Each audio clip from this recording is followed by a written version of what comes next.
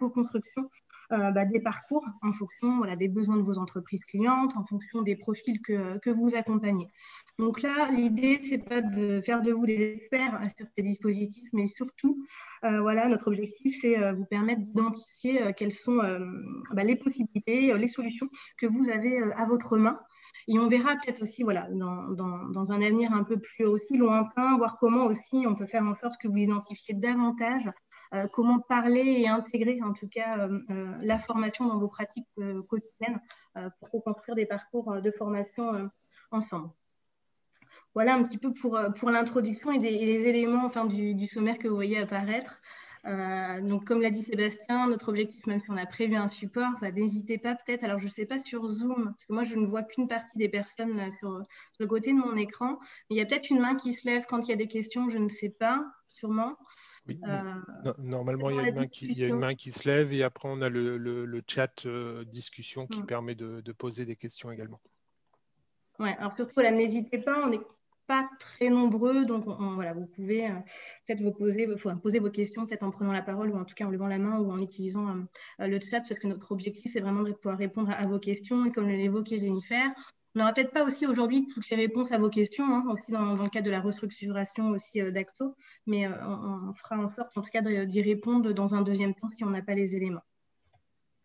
Peut-être quand même, du coup, déjà réévoquer un petit peu pour tout le monde qui nous sommes. Alors, c'est vrai que c'est peut-être une redite pour certains ou certaines d'entre vous, parce que vous avez déjà, pour certains et certaines d'entre vous, rencontré nos conseillers, mais c'était quand même important. J'ai pu voir autour de table que il y avait des entreprises aussi qui étaient récentes. Donc, vous n'avez peut-être pas encore rencontré nos conseillers. Donc, je vous propose de vous présenter rapidement donc, Acto vous dire qu'Acto, finalement, c'est la naissance d'un opérateur de compétences. Je ne reviens pas sur le contexte législatif qui a amené la création des OPCO. Donc, nous faisons partie des 11 OPCO et Acto, ce qu'il faut retenir, c'est qu'Acto est le rassemblement de 4 ex-OPCO, OPCA notamment. Donc, le FAFI, donc pour l'hôtellerie et la restauration, donc le FAFTP, donc la branche du travail temporaire, Intergros, donc pour le commerce de gros, Opcalia, donc pour les branches qui relevaient de l'interprofessionnel notamment, et également donc, le rapprochement avec la délégation donc, propreté qui, elle, donc, faisait partie de l'OPCO transport et services.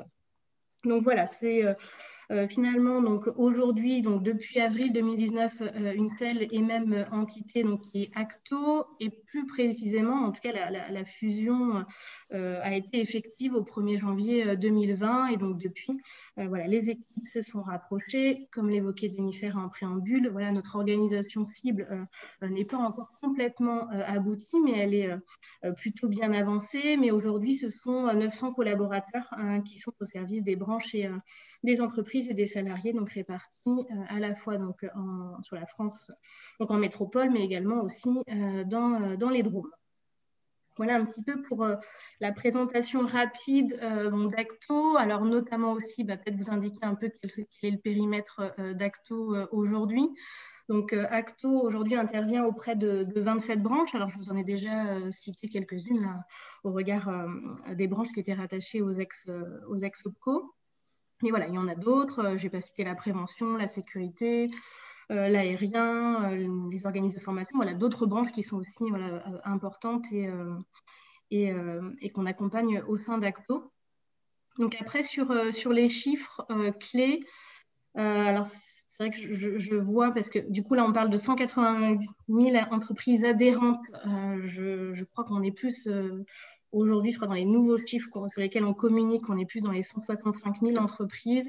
Donc, je changerai peut-être cette diapo, puisqu'on vous remettra ce support. C'est vrai que je viens de m'apercevoir peut-être de ce petit loupé de ma part et de notre part avec Jennifer, mais je le modifierai. Peut-être vous donner un peu dans les grandes lignes, sans rentrer dans le détail, notre rôle Aujourd'hui, en tant qu'OPCO notamment, donc c'est, vous l'aurez compris, donc c'est d'agir pour le développement de l'alternance. C'est une des missions fortes d'ACTO et des OPCO dans ce cadre-là. Donc c'est bien d'accompagner l'entreprise dans la mise en œuvre de l'alternance, la co-construction avec l'appui aussi des acteurs dédiés de solutions adaptées pour sécuriser les parcours professionnels des publics, donc que ce soit donc, des salariés ou des demandeurs d'emploi notamment. Donc, on a aussi une mission forte ou un rôle en tant qu'OPCO d'être en appui dans la gestion aussi prévisionnelle des emplois et des compétences, notamment pour les entreprises de moins de 50 salariés, donc qui est une des cibles principales aussi de l'OPCO notamment. Et donc, après, on accompagne également les branches sur les certifications. Alors, c'est vrai que on ne l'a pas forcément noté là dans les grandes lignes. Bon, là, je vous donne dans les grandes lignes nos missions. On est amené aussi à travailler sur l'attractivité des métiers et des emplois. On est amené à travailler sur le repérage et les évolutions des compétences et des opportunités d'emploi au sein de notre branche notamment. Donc, il faut que vous reteniez notamment, et c'est ce que je vous ai dit en introduction, concrètement sur le terrain pour vous, notre rôle, c'est de vous accompagner, de vous conseiller sur la gestion du développement donc des compétences, avec un axe fort sur la formation, mais pas que, mais aussi un axe fort d'accompagnement, notamment, et c'est nous concerne aujourd'hui, des publics, avec des actions aussi spécifiques et dédiées pour des publics plus éloignés de l'emploi, des publics fragilisés, dont les personnes en situation de handicap en font partie. Donc, c'est ce que vous devez retenir aujourd'hui sur notre rôle, c'est bien de vous accompagner sur vos enjeux emploi-formation en faveur des personnes en situation de handicap notamment. Voilà, sur Acto, je ne sais pas si vous avez quelques petites questions. On en vient peut-être plus précisément sur l'action d'Acto en faveur de l'emploi des personnes en situation de handicap, pour développer l'emploi et le maintien dans l'emploi des personnes en situation de handicap. Donc, dans les grandes lignes, parce que c'est une offre de service qui, comme on vous l'a évoqué, comme on se structure petit à petit, on n'a pas encore fait converger l'ensemble de nos offres de services et l'ensemble des outils avec les anciens OPCO, mais ça se structure petit à petit. Notre offre de service au niveau du handicap, alors déjà, c'est, et je l'évoque avec Sandrine notamment, c'est aussi donc historiquement un partenariat avec la GFIP, avec lesquels on travaille quotidiennement et qui aussi au fil des années nous a amené à structurer et à développer une offre de services dédiée en faveur donc de la branche du travail temporaire et là donc plus largement au sein d'Acto. Donc notre rôle finalement aujourd'hui, on a un rôle de sensibilisation et de professionnalisation des entreprises et des branches, qu'on ne fait pas seul, qu'on fait avec l'appui et les outils de la GFIP notamment. On a des entreprises qui sont plus ou moins avancées sur cette question, qui sont plus ou moins structurées. On vous l'a dit aussi tout à l'heure, notre cible, ce sont les entreprises aussi principales, donc de moins de 50 salariés. Et donc, c'est aussi ces entreprises qui sont moins structurées et qu'on souhaite accompagner dans ce cadre-là. C'est également donc, un rôle, je vous l'ai dit, aussi dans la sécurisation donc, des parcours, pour accompagner les personnes en situation de handicap, à renforcer leur accès à l'emploi, à la qualification, et à nouveau accompagner les entreprises à développer le champ de l'emploi et de la formation de ces publics-là avec un axe fort sur le développement de l'alternance. Et également, un rôle plutôt d'intermédiation également avec les acteurs clés, les partenaires dédiés et experts du handicap, pour créer l'interconnaissance entre ces acteurs et les entreprises, mais également créer les modalités de collaboration opérationnelle qui permettraient justement aux entreprises de renforcer leur action sur ce champ et va permettre bien évidemment au public d'accéder à l'emploi et à la formation par le biais de ces entreprises. Voilà un petit peu globalement ce que je pouvais donc vous dire sur Acto, un peu de manière générale, et sur notre offre de services handicap. Je reviendrai plutôt en fin de présentation en laissant la parole à Jennifer ensuite sur les actions un peu plus spécifiques qu'on souhaitait vous présenter dans la branche du travail temporaire notamment. Et j'avais oublié que j'avais une dernière petite diapo sur ce point, mais voilà, je vous ai déjà évoqué dans les grandes lignes notre offre de services. On a donc des équipes quotidiennement qui peuvent intervenir sur ce champ et en lien avec vous, donc des moyens que va vous présenter donc Jennifer notamment sur les outils emploi formation, des financements qui peuvent être majorés, des conditions et dispositifs un peu plus spécifiques, notamment ceux qu'on vous présente aujourd'hui sont spécifiques à la branche, pour certains du droit commun et d'autres spécifiques à la branche du travail temporaire, avec des outils pour accompagner les entreprises et les publics de manière générale. Voilà un petit peu sur ces questions-là, éléments de repère. Est-ce que vous avez des questions déjà ? Je ne vois pas de main qui se lève. Non, ça va. Non. Bon, je vais peut-être donc laisser la parole plus spécifiquement à Jennifer qui va revenir un peu plus sur les questions relatives à la collecte, les contributions et les dispositifs de formation. Du coup, je vais prendre la main sur le partage d'écran, Mélissa.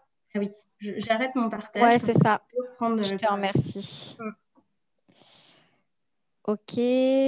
Alors, je vais partager. Je vais passer en plein écran. Hop, est-ce que c'est bon? Vous voyez mon écran en plein écran? C'est parfait. Super. Donc, alors, l'idée, ce n'est pas de faire de vous des experts des contributions ou de tous les dispositifs qui sont à votre main en termes de formation. L'idée, c'est aujourd'hui de vous donner un vernis sur ce qui se fait, sur comment ça fonctionne.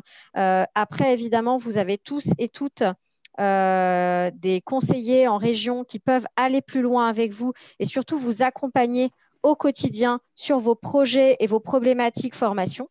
D'accord?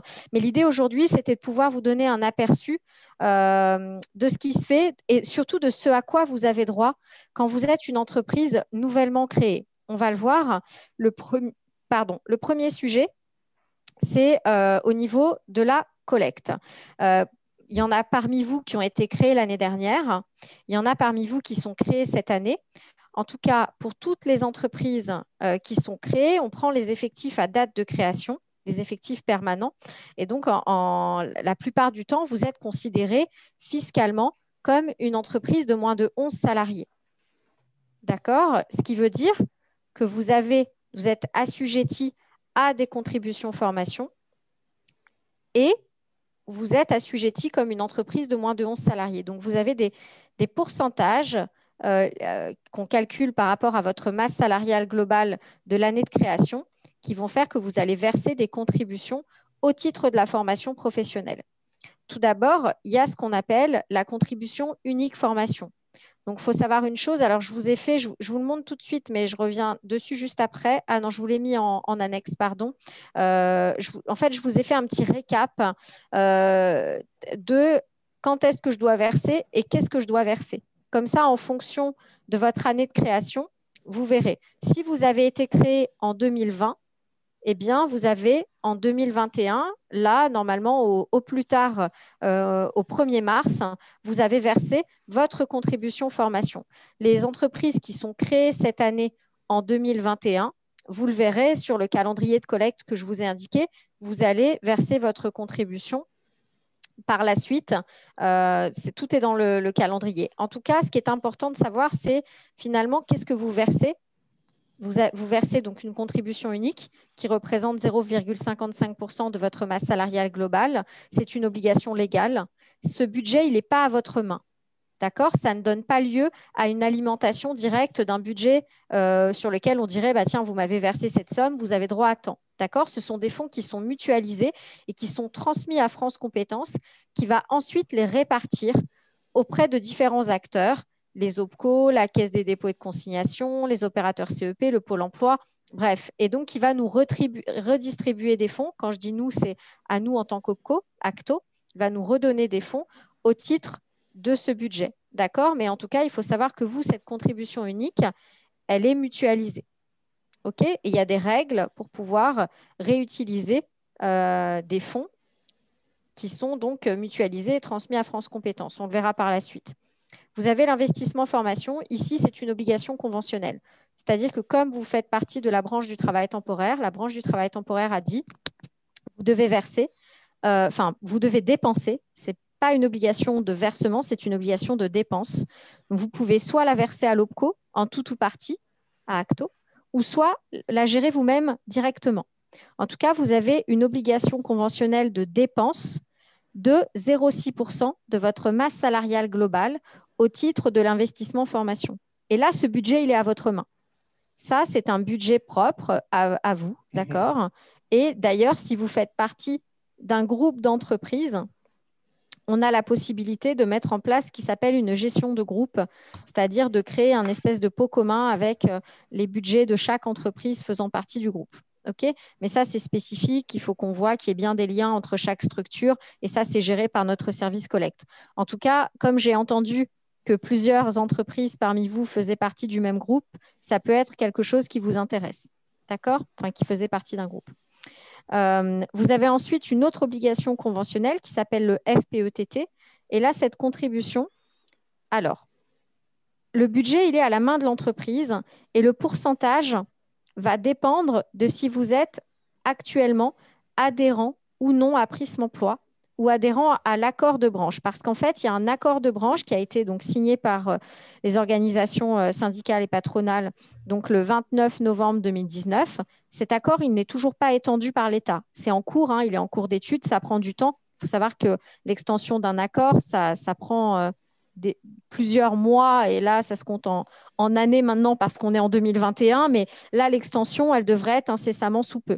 En tout cas, là, au 1er mars, toutes les entreprises qui n'étaient ni adhérentes à Prisme Emploi, donc l'organisation patronale, ni sinon adhérentes volontaires à l'accord de branche et qui devaient verser leur contribution, ont dû verser donc 0,25%. D'accord? Si vous n'êtes ni adhérent à Prisme Emploi, ni adhérent à l'accord de branche, vous devez donc verser 0,25% de votre masse salariale globale au titre de ce budget FPE. Et ce budget, vous pouvez le réutiliser. Par contre, si vous êtes adhérent à Prisme Emploi ou adhérent volontaire à l'accord, vous avez dû verser 0,77% de votre masse salariale intérimaire, CDI intérimaire inclus, mais je ne pense pas que vous ayez pour l'instant des CDI intérimaires. Et donc, même chose, hein, ce budget est à la main de l'entreprise. Il faut savoir qu'une fois que l'accord sera étendu, on appliquera chaque année le taux de 0,77% puisque c'est le taux qui est lié à ce nouvel accord. Est-ce qu'il y a des questions? Je sais que là, c'est un petit peu particulier. On est dans une année un petit peu transitoire puisque l'accord n'est pas étendu, mais néanmoins s'applique aux adhérents Prisme Emploi ou aux adhérents volontaires à l'accord. Est-ce que là, il y a des questions? Alors, il faut savoir une chose, c'est que moi, je ne vois pas s'il y a des mains levées ou s'il y a des questions. N'hésitez pas du coup à prendre la parole parce que j'ai mon écran. Je regarde, pour le moment, il n'y a personne qui a levé la main. D'accord. Alors, c'est un sujet très particulier qui me semblait quand même important que vous ayez cette visibilité. Mais après, évidemment, on rentrera pour chaque personne parmi vous, chaque entreprise, votre conseiller rentre dans les détails avec vous et vous explique pour votre entreprise en particulier où il en est. Néanmoins, c'est quand même important parce qu'il y a des entreprises parmi vous qui ont fait ce versement. Donc, c'était jusqu'au 1er mars au plus tard. Hein, donc, c'était hier. Donc, vous avez versé ces sommes-là. Et c'est important que vous sachiez que vous avez des budgets qui sont à votre main. D'accord? Et quand on dit à votre main, c'est que vous pouvez dépenser de la formation, des frais de formation et demander le remboursement. Et puis, vous avez la taxe d'apprentissage également hein, qui représente 0,68% de votre masse salariale. Et donc, il y a 87% de ce 0,68% qui est versé directement à l'OPCO. Et les 13% restants, ce sont des versements que vous pouvez attribuer directement à certains organismes habilités ou au CFA. Donc, pour ceux qui ont versé aussi ces sommes-là, ce sont des obligations. C'est une somme que vous avez dû verser. Et c'est grâce à ce versement-là que vous avez la possibilité de mettre en place des contrats d'apprentissage. On va en parler plus en détail après. C'était juste récap sur la collecte, mais comme la collecte, c'était jusqu'à hier et que les versements devaient être faits et qu'il y a des entreprises qui ont dû faire ces versements, ça me paraît quand même important que vous ayez cette visibilité-là, même si c'est un peu imbuvable comme ça en début de réunion d'avoir à parler de la collecte et des taux de contribution. Néanmoins, c'est important quand même. Donc, on vous rappelle juste qu'une entreprise créée en 2020, donc c'est ce que je vous disais, hein, elle a dû verser sa contribution. Par contre, une entreprise qui a été créée en 2021, elle paiera sa contribution au plus tard, donc le 28 février 2022, hein, puisqu'il y a un décalage d'1 an. Donc, sur la masse salariale 2021, il faut savoir que sur les budgets, enfin sur les contributions formation, il y a un changement, puisqu'à partir de 2022, vous allez être mensualisé et ce n'est plus l'OPCO qui va collecter ces fonds formation, c'est l'URSSAF. Est-ce que tout le monde était au courant ou pas? Non? À partir de l'année prochaine. Hein. À partir de l'année prochaine, 2022. Ça veut dire qu'une entreprise qui a été créée en 2021 et même une entreprise qui a eu donc de la masse salariale en 2021, elles vont au 28 février verser la collecte sur leur masse salariale de l'année 2021, mais elles vont déjà commencer à payer mensuellement la collecte sur la masse salariale 2022. Donc, il faut bien, je suis désolée, hein, c'est imbuvable, mais au niveau comptable, c'est hyper important parce que du coup, vous allez vous retrouver en 2022 et notamment en février 2022. En février 2022, vous allez payer la mensualité liée à la masse salariale de 2022, mais également le solde de la contribution sur la masse salariale 2021. Donc, il faut l'anticiper au niveau comptable. Hein. OK? D'accord. Et donc, ce n'est plus l'OPCO, comme je vous le disais, mais bien l'URSSAF qui va prendre la main sur la mensualisation. Ça va jusque-là? OK. J'avais envie aussi de vous montrer un panel des dispositifs de formation existants. Il y en a peut-être parmi vous qui les connaissent déjà. Alors, on a parlé avec des sigles, c'était pour que ça rentre dans la présentation, mais si c'est nécessaire, on les écrira. Hein. Donc, ce qui était important, c'est de vous montrer ce à quoi vous aviez droit. J'ai fait le distinguo également avec une entreprise qui avait une taille de 11 salariés à moins de 50 et une entreprise qui a plus de 50 salariés, puisque comme pour certains, vous faites partie de groupes d'entreprises, eh bien, que vous puissiez voir le distinguo en fonction de la taille, ce à quoi vous avez droit et comprendre pourquoi sur certaines structures, vous pouvez faire des choses et pourquoi pas sur d'autres. D'accord? Donc, en l'occurrence, aujourd'hui, vous êtes tous des entreprises de moins de 11 salariés. D'accord? La distinction, ça va être soit j'ai été créé en 2020, soit j'ai été créé en 2021. Toutes les entreprises qui ont été créées en 2020 et en 2021, vous avez droit de faire du contrat d'apprentissage, du contrat de professionnalisation, de mettre en place des POE et de mettre en place le dispositif PROA. Alors, PROA, c'est en attente puisque c'est un dispositif pour lequel nous attendons, la branche vient d'établir un listing de formations éligibles à PROA, mais on attend pour la mise en œuvre. Donc, je ne vous parlerai pas spécifiquement de PROA aujourd'hui, d'accord? Vos conseillers reviendront vers vous sur le sujet, mais sachez que c'est un dispositif auquel vous avez droit, au même titre donc que la POEC, le contrat de professionnalisation et le contrat d'apprentissage, que j'ai été créé en 2020 ou en 2021. Par contre, si j'ai été créé en 2021, à ce moment-là, il faut savoir que j'ai été créé de toute façon en 2020 ou en 2021. Si j'ai été créé en 2020, j'ai droit aussi à l'investissement formation, puisque j'aurais versé ma collecte en février 2021 et le FPETT. D'accord? J'aurai droit également au fonds mutualisé, ce qu'on appelle le plan de développement de compétences des entreprises de moins de 50. Par contre, si j'ai été créé en 2021, je ne vais pas avoir accès au plan de développement de compétences de moins de 50, à l'investissement au FPE, puisque je n'ai pas encore contribué. alors que même si je n'ai pas encore contribué, je peux faire du contrat d'apprentissage, du contrat de professionnalisation, de la POEC et du PROA quand ce sera possible. C'est pour ça que je vous les ai mis dans une couleur différente.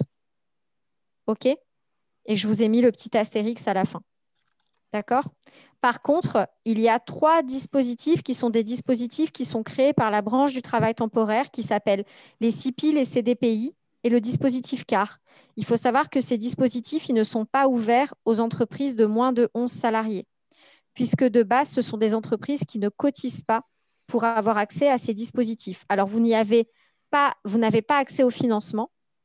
Par contre, vous avez la possibilité de vous appuyer sur le montage de ces dispositifs, de mettre en place ces dispositifs, mais vous n'aurez pas de financement associé en tant que tel. Alors, on verra avec Mélissa que nous sommes en train d'étudier des pistes pour essayer de trouver du financement sur ces sujets-là. On en parlera après.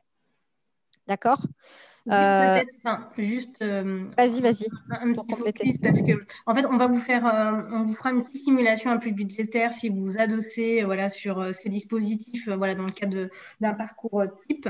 Ce qu'on sait déjà, c'est qu'aujourd'hui vous pouvez mobiliser le PICEA pour une partie du financement de ces parcours, mais il y a encore des échanges qui sont en train d'avoir lieu. Et qui auront lieu d'ailleurs au conseil d'administration du Fonds pour l'emploi, donc du FPE notamment, le 17 mars prochain, pour justement identifier quelles sont les solutions alternatives pour le reste à charge de ce qui n'est pas pris aujourd'hui en charge par le PIC-EA notamment. Bon, juste une petite parenthèse pour que vous l'ayez quand même un peu en tête, même si on va y revenir juste après.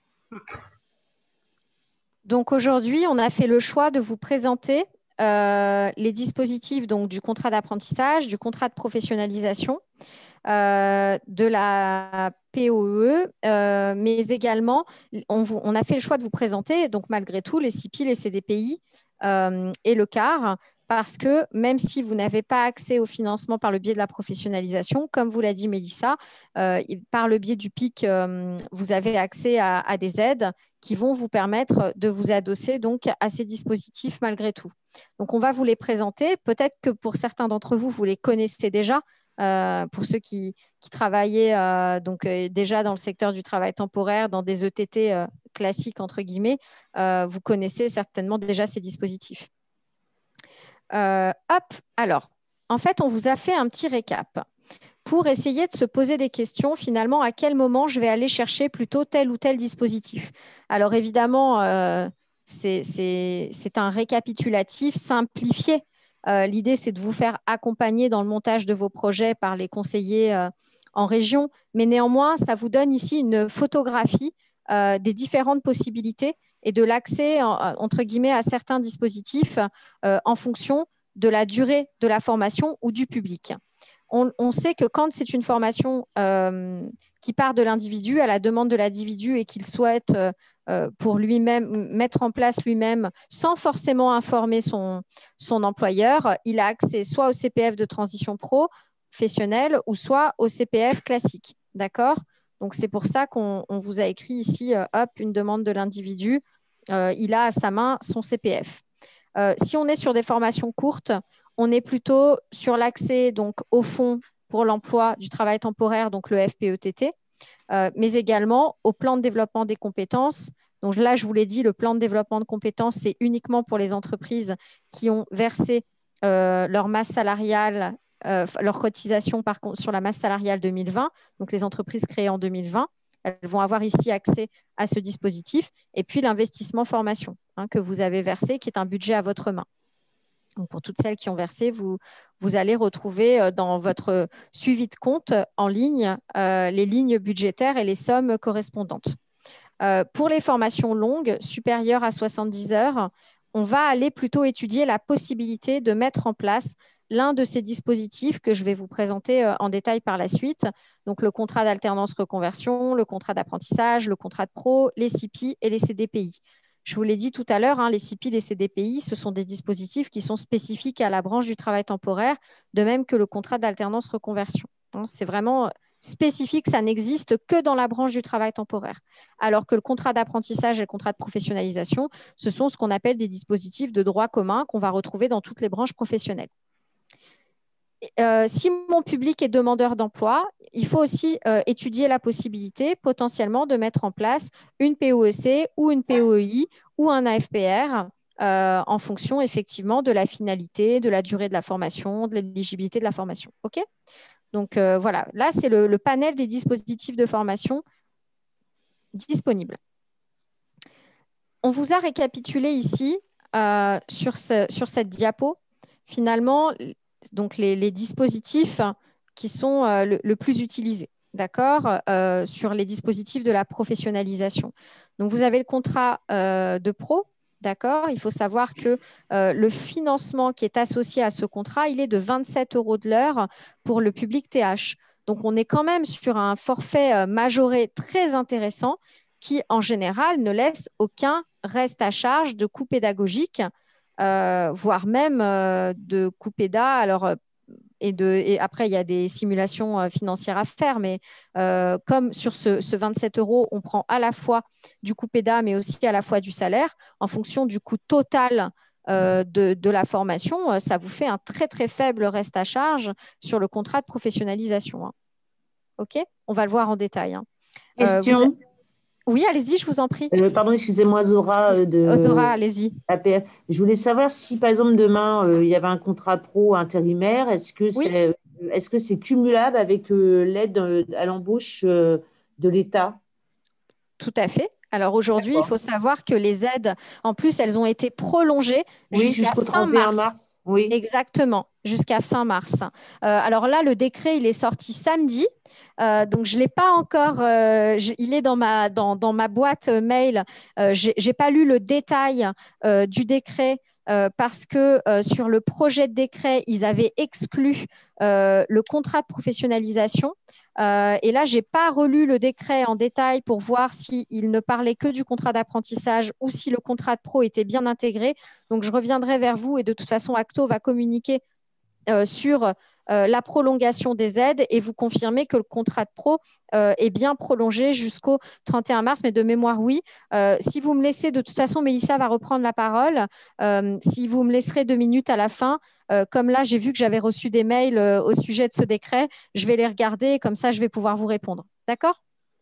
Et également, peut-être en complément de Jennifer et sous le contrôle de Sandrine également, enfin, vous savez que dès lors que vous mobilisez un contrat de professionnalisation intérimaire, même un contrat d'apprentissage intérimaire, bien évidemment, vous pouvez bénéficier en complément donc, des aides de la GFIP et des aides notamment incitatives à l'alternance de la GFIP aujourd'hui qui sont notamment majorées et qui ont été prolongées jusqu'à la fin de l'année, donc jusqu'au 31 décembre 2021.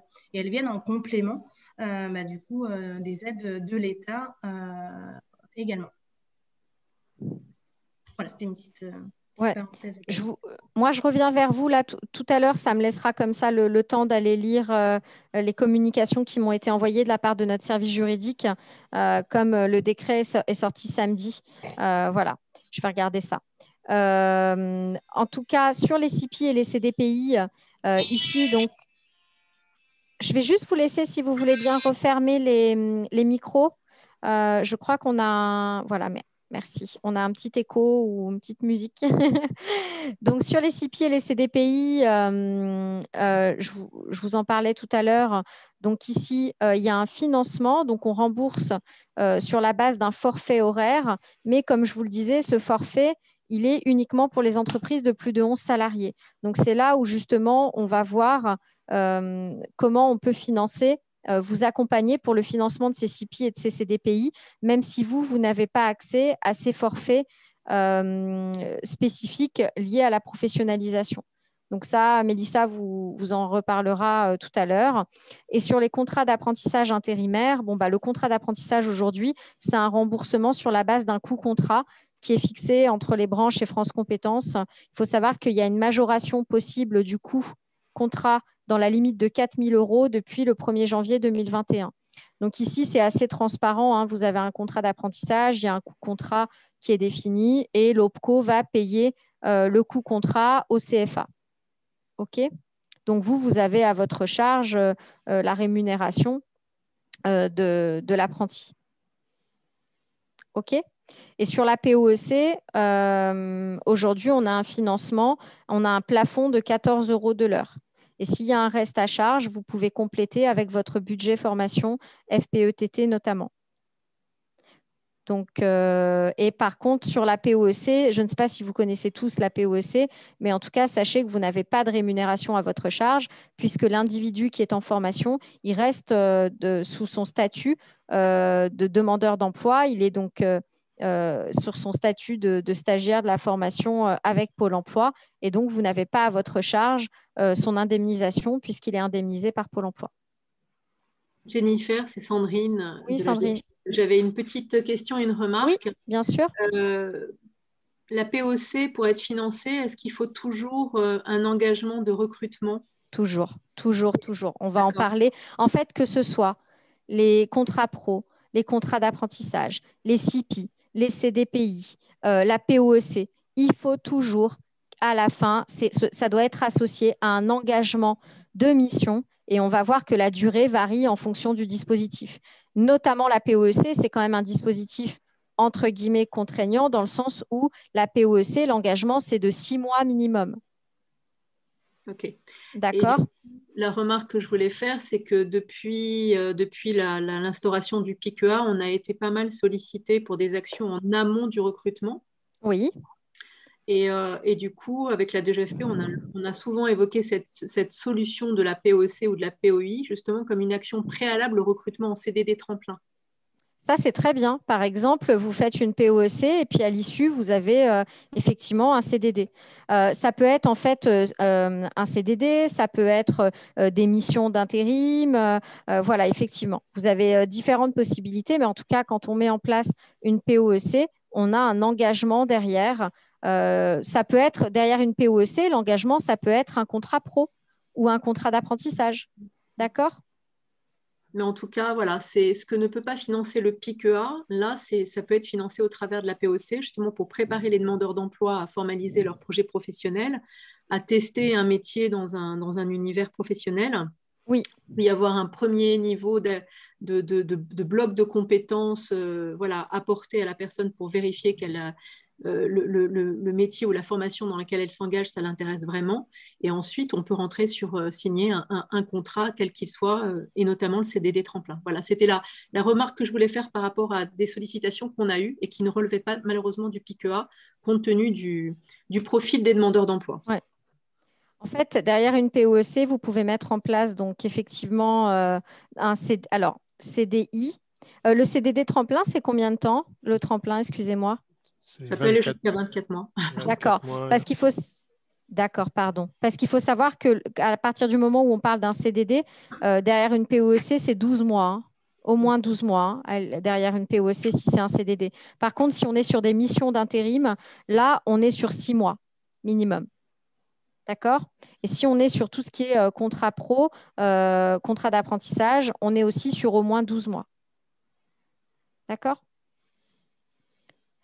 Alors, avant de rentrer dans le détail des dispositifs, on a essayé de vous faire un petit tableau récapitulatif justement des dispositifs dont je viens de vous parler pour que vous puissiez voir en termes de durée, mais également en termes d'ancienneté ou de points importants ici. Donc, vous avez le comparatif entre le contrat pro, contrat d'apprentissage, CIPI, CDPI, mais c'est juste une photographie. Je vais aller là dans le détail de chaque dispositif pour vous les présenter. D'accord ? Alors, en fait, le contrat d'apprentissage, alors je ne voudrais pas faire de la redite sur des choses que vous connaîtriez déjà tous par cœur. En tout cas, vous me dites hein, si c'est des sujets que vous connaissez tous et que je n'ai pas besoin de rentrer dans le détail du contrat d'apprentissage intérimaire. J'y vais? Oui, allez-y. D'accord. Alors, le point important sur le contrat d'apprentissage intérimaire, c'est qu'il faut savoir qu'à partir du moment, et ça c'est pour vous, c'est un travailleur handicapé, il n'y a pas de limite d'âge. Donc, ne pensez pas en fait à l'âge pour vous sur le contrat d'apprentissage. Vous n'avez pas de limite d'âge à partir du moment où il a cette reconnaissance RQTH. D'accord? Donc, pas de limite d'âge. Je peux mettre en place un contrat d'apprentissage, quel que soit l'âge de l'individu. OK? Ici, on vous dit qu'il faut par contre obligatoirement que la personne elle obtienne à l'issue du contrat d'apprentissage une qualification professionnelle par l'acquisition d'un diplôme ou un titre enregistré au RNCP. D'accord? Bon, en général, c'est ce qui se fait hein, avec les CFA. Et on est sur une durée de contrat qui varie entre 6 mois et 3 ans maximum. Donc ici, ça veut dire que la personne que vous recrutez et que vous allez mettre en contrat d'apprentissage intérimaire, vous allez conclure un contrat de mission apprentissage avec cette personne pour toute la durée du contrat d'apprentissage qui aura pour motif la formation professionnelle en apprentissage. Donc, la durée de la formation, elle va tenir compte des exigences qui vont être propres en fait à chaque niveau de qualification. OK, et donc ça va dépendre des conventions, des accords de branche, etc. Mais en tout cas, la durée de formation, elle ne peut pas être inférieure à 25% de la durée totale du contrat. Et en fait, la répartition entre le nombre d'heures de formation, ça varie hein, selon la formation choisie, évidemment. Et c'est le CFA, en fait, qui va définir le rythme et qui va fournir le calendrier avec, là, la personne, elle est en formation, là, la personne, elle doit être en entreprise, qui va vous donner l'exemple de calendrier, d'accord, pour la durée de la formation. Donc, je vous ai dit tout à l'heure, hein, en termes de financement, le contrat d'apprentissage, il est financé par le biais de votre taxe. OK? Donc, en fait, vous allez verser donc cette contribution au titre de l'apprentissage, okay, votre taxe d'apprentissage. Cette taxe d'apprentissage, elle va donc repartir à France Compétences. Il va y avoir une définition de ce qu'on appelle un niveau de prise en charge du contrat d'apprentissage, qu'on appelle un coût contrat. D'accord? Et ici, on va financer ce coût contrat.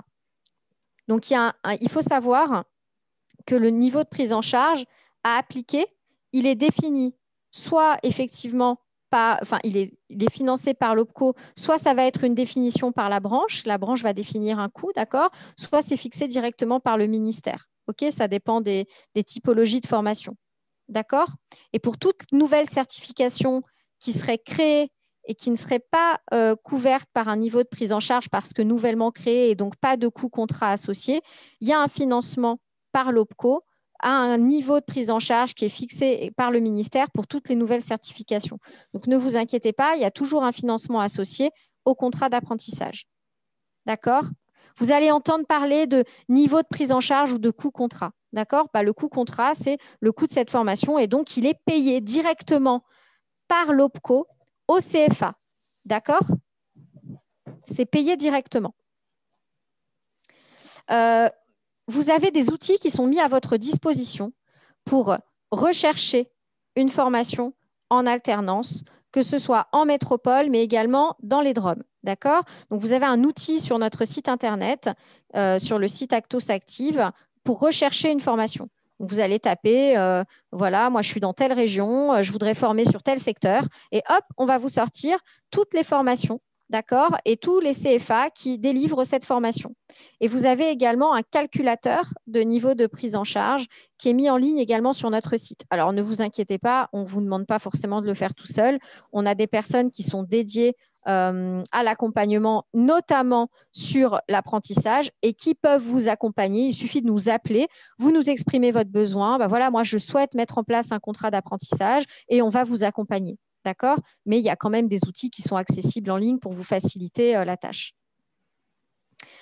Donc, il faut savoir que vous pouvez mettre en place des contrats d'apprentissage pour les permanents, mais également pour les intérimaires et également pour les CDI intérimaires. OK? Là, j'ai fait un focus spécifique intérimaire, d'accord? Mais vous pouvez également en mettre en place pour les permanents. Et donc, vous avez des aides qui sont accessibles. Hein, donc, on en parlait tout à l'heure, hein, des aides qui sont prolongées là jusqu'au 31 mars. Donc, c'est vrai que c'est très intéressant cette année de mettre en place des contrats d'apprentissage. Et là, évidemment, si vous avez besoin de rentrer dans les détails, faites une demande d'accompagnement à vos conseillers en région. Ils pourront vous expliquer en détail, vous faire toutes les simulations, vous expliquer toutes les aides qui existent, etc. Ça va sur le contrat d'apprentissage? Je bois juste un petit coup. Excusez-moi. Je vous remercie. Sur le contrat de professionnalisation, donc là, même chose, on est sur une durée de formation de 6 mois minimum. Là, c'est pour effectivement permettre à l'intérimaire d'obtenir une qualification professionnelle qui soit reconnue et d'améliorer son employabilité. Je passe rapidement là-dessus. L'idée, c'est que la personne, elle est donc sur les publics éligibles, on est sur des personnes de moins de 26 ans, quel que soit leur niveau de formation, d'accord, ou des demandeurs d'emploi. Donc là, ils doivent être inscrits chez Pôle emploi s'ils ont plus de 26 ans pour être éligibles. On a également les bénéficiaires des minima sociaux et les anciens bénéficiaires, pardon pour la répétition, je l'enlèverai, du contrat unique d'insertion. On n'a aucune condition d'ancienneté requise, c'est-à-dire que ce n'est pas obligatoire que la personne ait déjà été en mission d'intérim auparavant pour pouvoir mettre en place un contrat de professionnalisation. Et il n'y a pas de condition de diplôme, c'est-à-dire qu'on n'exige pas qu'elle ait au minimum tel ou tel diplôme pour mettre en place un contrat de professionnalisation. Donc, je vous l'ai dit, on est sur une durée qui est de 6 mois minimum. Ça peut aller jusqu'à 36 mois en fonction du public et de la qualification concernée. Donc là, il faut effectivement voir dans le détail en fonction de votre besoin. Donc, la validation, c'est soit une certification professionnelle, donc un diplôme ou un titre pro enregistré au RNCP.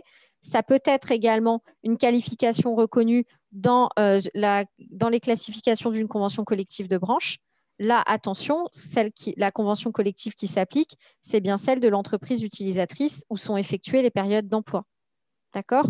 Donc, si on part sur une reconnaissance convention collective, ça va être la convention collective appliquée chez votre client. D'accord? Et là, on va le former sur tel niveau, tel coefficient, tel poste lié à telle convention collective.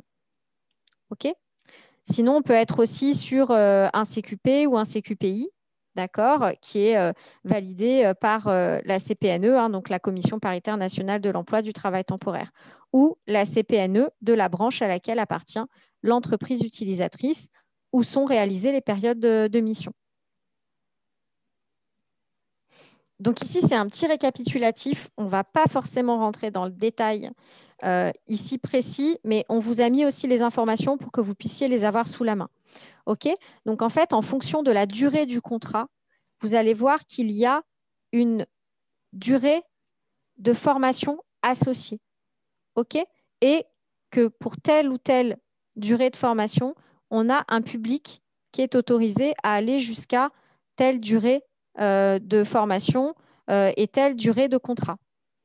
Donc, je ne rentre pas dans les détails spécifiques là, on vous a mis le tableau. Il faut savoir que de toute façon, un contrat de professionnalisation, on est sur une durée minimum de 150 heures.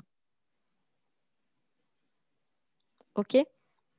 On vous a mis un petit tableau récap qui est peut-être certainement plus parlant pour vous pour comparer le contrat de pro et le contrat d'apprentissage. OK? Donc, vous savez que vous, le contrat d'apprentissage, vous faites partie des exceptions. Donc, il n'y a pas de limite d'âge. D'accord? Alors que sur le contrat pro, on est soit sur moins de 26 ans ou plus de 26 ans, mais là, il doit obligatoirement être inscrit en tant que demandeur d'emploi. Vous voyez qu'on ne peut pas mettre en place de contrat d'apprentissage avec une reconnaissance convention collective alors que c'est possible pour le contrat de professionnalisation. Et puis là, on voit qu'effectivement, sur un contrat d'apprentissage, on est à minimum 25% de durée de formation sur toute la durée du contrat, alors que sur le contrat pro, on peut commencer à 15%. D'accord? Et puis après, je ne rentre pas dans les détails, hein, les contrats, les périodes d'essai, etc. Bon, en tout cas, ce qui est important ici, c'est que sur la prise en charge, sur le contrat de professionnalisation, on a un forfait qui est associé, un taux horaire, alors que sur le contrat d'apprentissage, là, on est en financement par ce fameux coût contrat, niveau de prise en charge que je vous présentais tout à l'heure. OK ? Donc, sur le contrat de professionnalisation, on va vous dire, par exemple, on finance à 18 € de l'heure, d'accord, ou 20 € de l'heure. Ça dépend de la typologie du public, etc. OK ? On peut vous faire toutes les simulations financières possibles. Hein. Vous contactez votre conseiller, vous lui dites, voilà, moi j'hésite entre un contrat de pro et un contrat d'apprentissage. J'ai telle personne, il a tel âge, je veux le former sur telle formation. Il est donc TH. Voilà, faites-moi la simulation. D'accord? Et puis, vous allez regarder en fonction des aides, etc.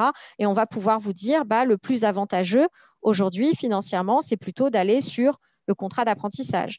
Ou, la formation que vous cherchez, malheureusement, elle n'est pas disponible en contrat d'apprentissage. Hein, elle n'existe pas, par exemple, mais on peut la faire sous la forme d'un contrat de professionnalisation. Donc, tout ça, vous pouvez être accompagné par vos conseillers en région. OK? Est-ce que c'est clair? Oui, oui. OK. Alors, les fameux CIPI-CDPI dont je vous parlais tout à l'heure, qui sont des dispositifs que pour certains, vous connaissez peut-être déjà, qui sont des dispositifs qui sont vraiment beaucoup utilisés dans la branche du travail temporaire. Donc, c'est des dispositifs qui ont été créés spécifiquement, d'accord, dans la branche du travail temporaire. Donc, vous avez tout d'abord le CIPI, donc le contrat d'insertion professionnelle intérimaire. Un CIPI, il faut savoir qu'on est entre 140 et 315 heures de formation qui peuvent être réalisées en continu ou en discontinu sur une période de 6 mois. Ça va comprendre un temps de formation de 70 à 245 heures maximum et un temps de mission obligatoire. Si vous mettez en place un CIPI, ça veut dire qu'obligatoirement, après la formation, il y a une mission. D'accord? C'est très important. OK? Et donc, je vous ai mis un petit... Je vous mettrai l'info après. Donc, vous pouvez organiser successivement les périodes de formation et les périodes de mission. OK? Ce que je voulais vous montrer, c'est que ce qui est important pour un CIPI, c'est que ça ne requiert aucune ancienneté dans l'intérim. Donc, la personne, elle n'est pas obligée d'avoir déjà travaillé en intérim auparavant. Il n'y a aucune ancienneté requise pour mettre en place ce type de contrat. Et sur la validation, là, c'est très ouvert parce que ça peut être soit une attestation de capacité qui va être délivrée par l'organisme de formation, d'accord, soit une qualification reconnue donc, dans la convention collective de la branche, donc de la branche du client, d'accord, toujours, soit un titre ou un diplôme enregistré au RNCP, soit un CQP ou un CQPI, ou le certificat CLEA qui va être acquis en totalité ou partiellement par bloc de compétences. Donc, toutes ces validations-là, elles sont éligibles au CIPI. Je ne rentre pas dans les détails de tous les publics éligibles parce que vous, ce qui vous intéresse, c'est le public en vert qui fait partie des publics éligibles. À partir du moment où la personne elle est reconnue travailleur handicapé, elle est éligible de fait au CIPI. D'accord? Donc ici, effectivement, vous avez ces publics-là, votre public cible qui est éligible de fait au CIPI. Donc, vous inquiétez pas de tous les autres publics, ça ne vous concerne pas. Et comme je vous l'ai dit, vous avez une obligation d'emploi. D'accord? Donc, vous devez obligatoirement, au minimum, mettre en place une mission minimum de 70 heures. D'accord? Donc, vous avez 6 mois maximum pour réaliser le CIPI entre la formation et la mission. OK? Et sur le contenu de la formation, ça peut être des contenus techniques métiers, ça peut être des contenus liés à l'acquisition des savoirs de base ou à la maîtrise de la langue, ce genre de choses. OK? Il faut savoir que si vous avez des publics qui ont ce besoin, on peut ici mettre en place uniquement des CIPI qui vont, par exemple, viser l'acquisition des savoirs de base ou la maîtrise de la langue française. On a un programme qui s'appelle Langue et compétences et qui permet d'accompagner ces publics sur ce type de formation. OK? Vous avez... Oui, allez-y, je vous en prie. Qu'est-ce qui se passe on ne sait jamais, mais si on ne propose pas, on n'arrive pas à proposer... Oui. Alors, en fait, normalement, donc, je vous l'ai expliqué au départ, les CIPI, les CDPI, ce sont des dispositifs de la professionnalisation et donc pour lesquels vous avez des financements associés. Donc, s'il n'y a pas de mission, normalement, vous n'avez pas le financement associé. Ça veut dire que vous pourriez vous retrouver avec le coût de la formation en totalité à votre charge, si vous ne les déléguez pas en mission. Par contre, évidemment, demain, vous avez un individu qui disparaît dans la nature, vous n'avez plus de nouvelles. Et là, on a eu le cas avec le coronavirus. C'est quand même une année particulière avec la non-possibilité, dans certains cas, de déléguer les individus. Tout justificatif permet de revoir cette position d'obligation de délégation. Mais évidemment, il faut un cas justifié. D'accord? Vous avez, je vous l'ai dit, une personne qui disparaît dans la nature. L'intérimaire, il part. Vous n'avez plus jamais de nouvelles de lui. Évidemment, on passe ça, nous, auprès de la SPP avec toutes les explications nécessaires. Et voilà, vous ne vous retrouverez pas avec le coût de la formation à votre charge. Par contre, si c'est juste vous qui n'avez pas trouvé de mission pour l'individu, là, non, là, il n'y aura pas de financement associé. Okay. On peut avoir de ces nouvelles, mais tomber sur quelqu'un qui finalement, c'est finalement plus son projet professionnel ou son handicap, c'est plus compliqué que prévu. Bien sûr, vous lui demandez qu'il vous fasse un courrier vous disant qu'il abandonne le projet. Et là, on vous remboursera les heures qui ont été effectuées, voilà, et on classera le dossier. D'accord? C'est juste que, évidemment, on doit faire le distinguo entre les entreprises qui finalement vont utiliser les dispositifs mais ne vont pas chercher à déléguer les personnes, ou évidemment, les personnes, on le sait tous, hein, c'est votre quotidien de gérer ce genre de problématiques avec des individus qui partent, qui viennent.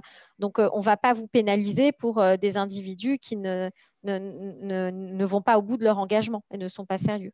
OK ? Vous avez la possibilité de mettre en place des bilans de positionnement et des bilans d'évaluation, donc en amont et en aval de la formation. Le bilan de positionnement, donc pour vérifier que la personne elle a bien les prérequis nécessaires pour suivre la formation. Et le bilan d'évaluation, c'est aussi possible à l'issue de la formation, vérifier que la personne elle a bien acquis toutes les compétences qu'elle était censée obtenir sur la formation. OK ? Donc, c'était ça que je voulais vous montrer, que j'ai mis à la fin. Des fois, je le mets au début, des fois, je le mets à la fin, mais je trouve que c'est beaucoup plus parlant. Donc, vous avez ici donc, le schéma récapitulatif de comment je monte un CIPI. Donc, vous voyez, je vous parlais du fameux bilan de positionnement et bilan d'évaluation amont-aval avec les obligations de mission. Donc ici, vous avez le choix. Soit vous alternez entre formation et mission, soit ça commence par de la formation et puis on me fait la mission après. C'est vous qui voyez avec l'organisme de formation comment vous voulez vous organiser. En tout cas, sachez que la durée de la formation, elle est inclue entre 70 et 245 heures maximum et que vous devez obligatoirement déléguer la personne au moins 70 heures en mission. D'accord ? Et donc, ce qui nous amène à une durée totale du contrat entre formation et mission, comprise entre 140 et 315 heures, sur une amplitude maximum de 6 mois. Le CIPI, c'est un dispositif qui est vraiment facile à mettre en place. Très facile. On en fait beaucoup, on en finance beaucoup, on accompagne beaucoup de montage de CIPI. Comme vous n'avez pas l'obligation d'aller, je vous l'ai dit, sur une certification obligatoire à l'issue, on peut uniquement aller sur une attestation de capacité délivrée par l'organisme de formation. Ce sont des dispositifs assez simples à mettre en place et qui permettent de faire monter en compétence les individus rapidement. Jennifer, est-ce qu'avant le bilan de positionnement, on peut faire une POEC ou une action préalable à l'embauche? Alors, vous pouvez faire une action préalable à l'embauche. Par contre, le problème de la POEC, je vous rappelle que c'est 6 mois de mission obligatoire. D'accord? Et là, on est sur une amplitude, mais attention, on est sur un contrat qui fait 315 heures maximum. Donc là, ça me paraît compliqué. Déjà, on va déduire la durée de la formation. D'accord? Donc, vous allez vous retrouver uniquement avec les 70 heures de mission. Ça veut dire que derrière, il va falloir ajouter pas mal d'heures de mission. Voilà, c'est possible, mais il va falloir ajouter un certain nombre d'heures de mission obligatoires pour répondre à l'obligation de la POE. D'accord? Moi, j'avais une question, Jennifer, parce que c'est vrai que la réflexion qui concerne les EATT tourne aussi autour du CDD tremplin. Oui. Ma question, c'était si on ne fait pas une POE, si on veut éventuellement faire découvrir avoir un premier temps d'échange et d'appropriation de quelque chose, d'un métier ou d'une formation, on pourrait imaginer une PMSMP. Oui, tout à fait. Une période, voilà. Et ensuite, on pourrait imaginer un CIPI qui soit un premier fer de lance pour apporter un premier vernis voilà, avec une attestation de capacité. Base, voilà. Et ça pourrait venir valider peut-être un recrutement en CDD tremplin assorti d'une formation peut-être là, pour le coup, peut-être plus staffée, plus longue peut-être. Oui, en sachant que, attention, nous, on va quand même réclamer dans le cadre du CIPI les 70 heures de mission. Derrière, pour nous, quand on parle de mission, c'est bien une mission d'intérim. On ne va pas parler du CDD. Ça, c'est important quand même, ce distinguo. Alors après, justement, vous voyez cette remarque, typiquement, là, vous me parlez de ça, je fais le parallèle avec Mélissa pour voir si potentiellement on peut avoir des montages particuliers. Hein. Ça, c'est une demande qu'on peut remonter à notre SPP. Est-ce que si derrière un temps de formation de format CIPI, est-ce qu'on peut considérer que le CDD tremplin qui arrive derrière, les heures de mission peuvent être considérées comme les heures de mission obligatoires ici dans le cadre du CIPI? Je ne peux pas vous répondre. Hein, ce n'est pas moi qui prends ce genre de décision. C'est notre SPP de la branche du travail temporaire. Mais à la fin, Mélissa a prévu un temps d'échange justement sur toutes les suggestions, les remarques, les éventuelles demandes d'aménagement, les idées que vous pourriez avoir que nous aussi, on pourrait remonter à notre SPP du travail temporaire au sein d'Acto. Et typiquement, je pense que ça, Mélissa, on peut peut-être le noter et ça peut être une question potentielle. On en reparlera, mais… Ouais. Juste le CDD tremplin ne peut pas être fait dans l'entreprise de travail temporaire, dans le ATT. Il est forcément fait dans le il est porté par une EA. Oui, mais derrière, s'il y a un lien, un parcours et que ça se justifie, si on a une dérogation potentielle, faire un lien de parcours, etc. Aujourd'hui, comme on ne réfléchit plus que la branche, aujourd'hui on est Acto, on a plusieurs branches, donc voir comment on peut aussi travailler ensemble avec les dispositifs qui existent potentiellement dans une branche, pas dans une autre, voilà, voir quel accompagnement peut être fait. Donc à voir. Là, je ne peux pas vous répondre comme ça, mais effectivement, la remarque que vous faites est intéressante. Et peut-être qu'on vous dira, bah non, c'est pas possible, on doit respecter, ou peut-être qu'on vous dira, bah, y a des liens à faire interbranches, et potentiellement, dans ce cas-là, il y a peut-être des choses qui sont possibles. Mélissa, tu veux bien le noter? Oui, je le note et je rejoins Jennifer et peut-être Sandrine, du coup, on pourra l'évoquer peut-être après plus en aparté. Parce que dès lors qu'on fait ce type de suggestions, de propositions du coup à la SPP, voilà, il faut qu'on prépare finalement une petite note un peu d'opportunité et puis justifier. Et donc peut-être qu'il y a des éléments, en tout cas moi, liés au CDD tremplin qui m'échappent. Et voilà, peut-être que ce sera nécessaire du coup qu'on travaille en tout cas cette proposition ensemble. Mais voilà, c'est tout à fait ce que dit Jennifer. Enfin, l'idée, c'est on peut aussi nous faire remonter en tout cas des projets un petit peu spécifiques qui pourraient du coup répondre aux besoins. En fait, ce que je me dis pour bien connaître ces dispositifs, puisqu'on a travaillé longtemps ensemble, et puis dans le cadre de la convention AGFIP à l'époque et FAFTT, on faisait, alors j'ai plus en tête les chiffres, mais on mobilisait beaucoup le CIPI et le CDPI pour les publics en situation de handicap. C'était vraiment, pour moi, je peux vous l'assurer, je m'adresse aux EATT qui sont présentes, je peux vous assurer que ces dispositifs sont particulièrement bien adaptés par rapport au profil de nos publics. La question que je me posais, c'était en fait l'articulation entre les différents dispositifs, sachant que le CDD tremplin est le dispositif cœur pour les EATT, quoi. Enfin, voilà, c'est un des dispositifs. Et du coup, je me posais la question de l'accumulation de ces différents dispositifs comme clé d'entrée bloc de compétences et en même temps connaissances, expérience, des expériences sur le terrain chez des entreprises au travers des missions. Tout ça pour sécuriser peut-être après des parcours de formation peut-être plus structurés au travers du CDD tremplin. Mais encore une fois, aussi en prenant en compte évidemment la typologie des publics qui rentrent dans ces parcours. Hein. Voilà. On sait bien aussi qu'on ne pourra pas non plus les embarquer en formation des mois et des mois. Enfin, voilà, mais c'est du sur-mesure en fait. C'est en fonction du projet de la personne, ça peut être vraiment du sur-mesure, mais je pense que ça montre bien aux EATT le volant, toute la palette des outils qui sont à leur disposition au travers dans le cadre de la branche du travail temporaire. Quoi. Voilà. C'est certain qu'il y a des liens, il y a de nombreux liens à faire et aujourd'hui, l'avantage d'Acto, c'est qu'on va avoir une vision interbranche et travailler avec les autres branches aussi, pas forcément que les entreprises liées aux entreprises de travail temporaire, voir comment on peut monter ces parcours. Donc, merci pour cette suggestion, remarque, et on verra comment on peut avancer sur ce sujet.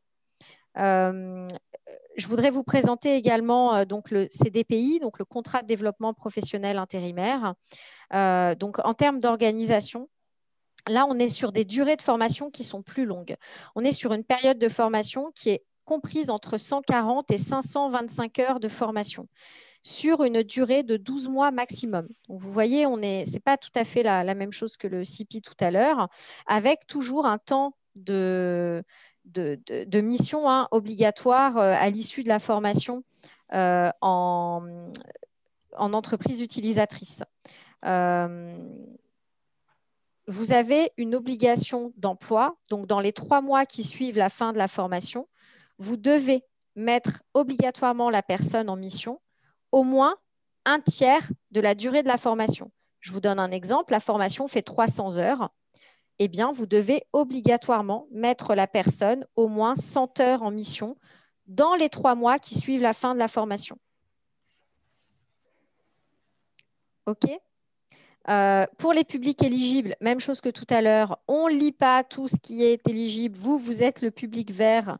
Donc, quoi qu'il arrive, les travailleurs handicapés sont éligibles sans aucune ancienneté requise.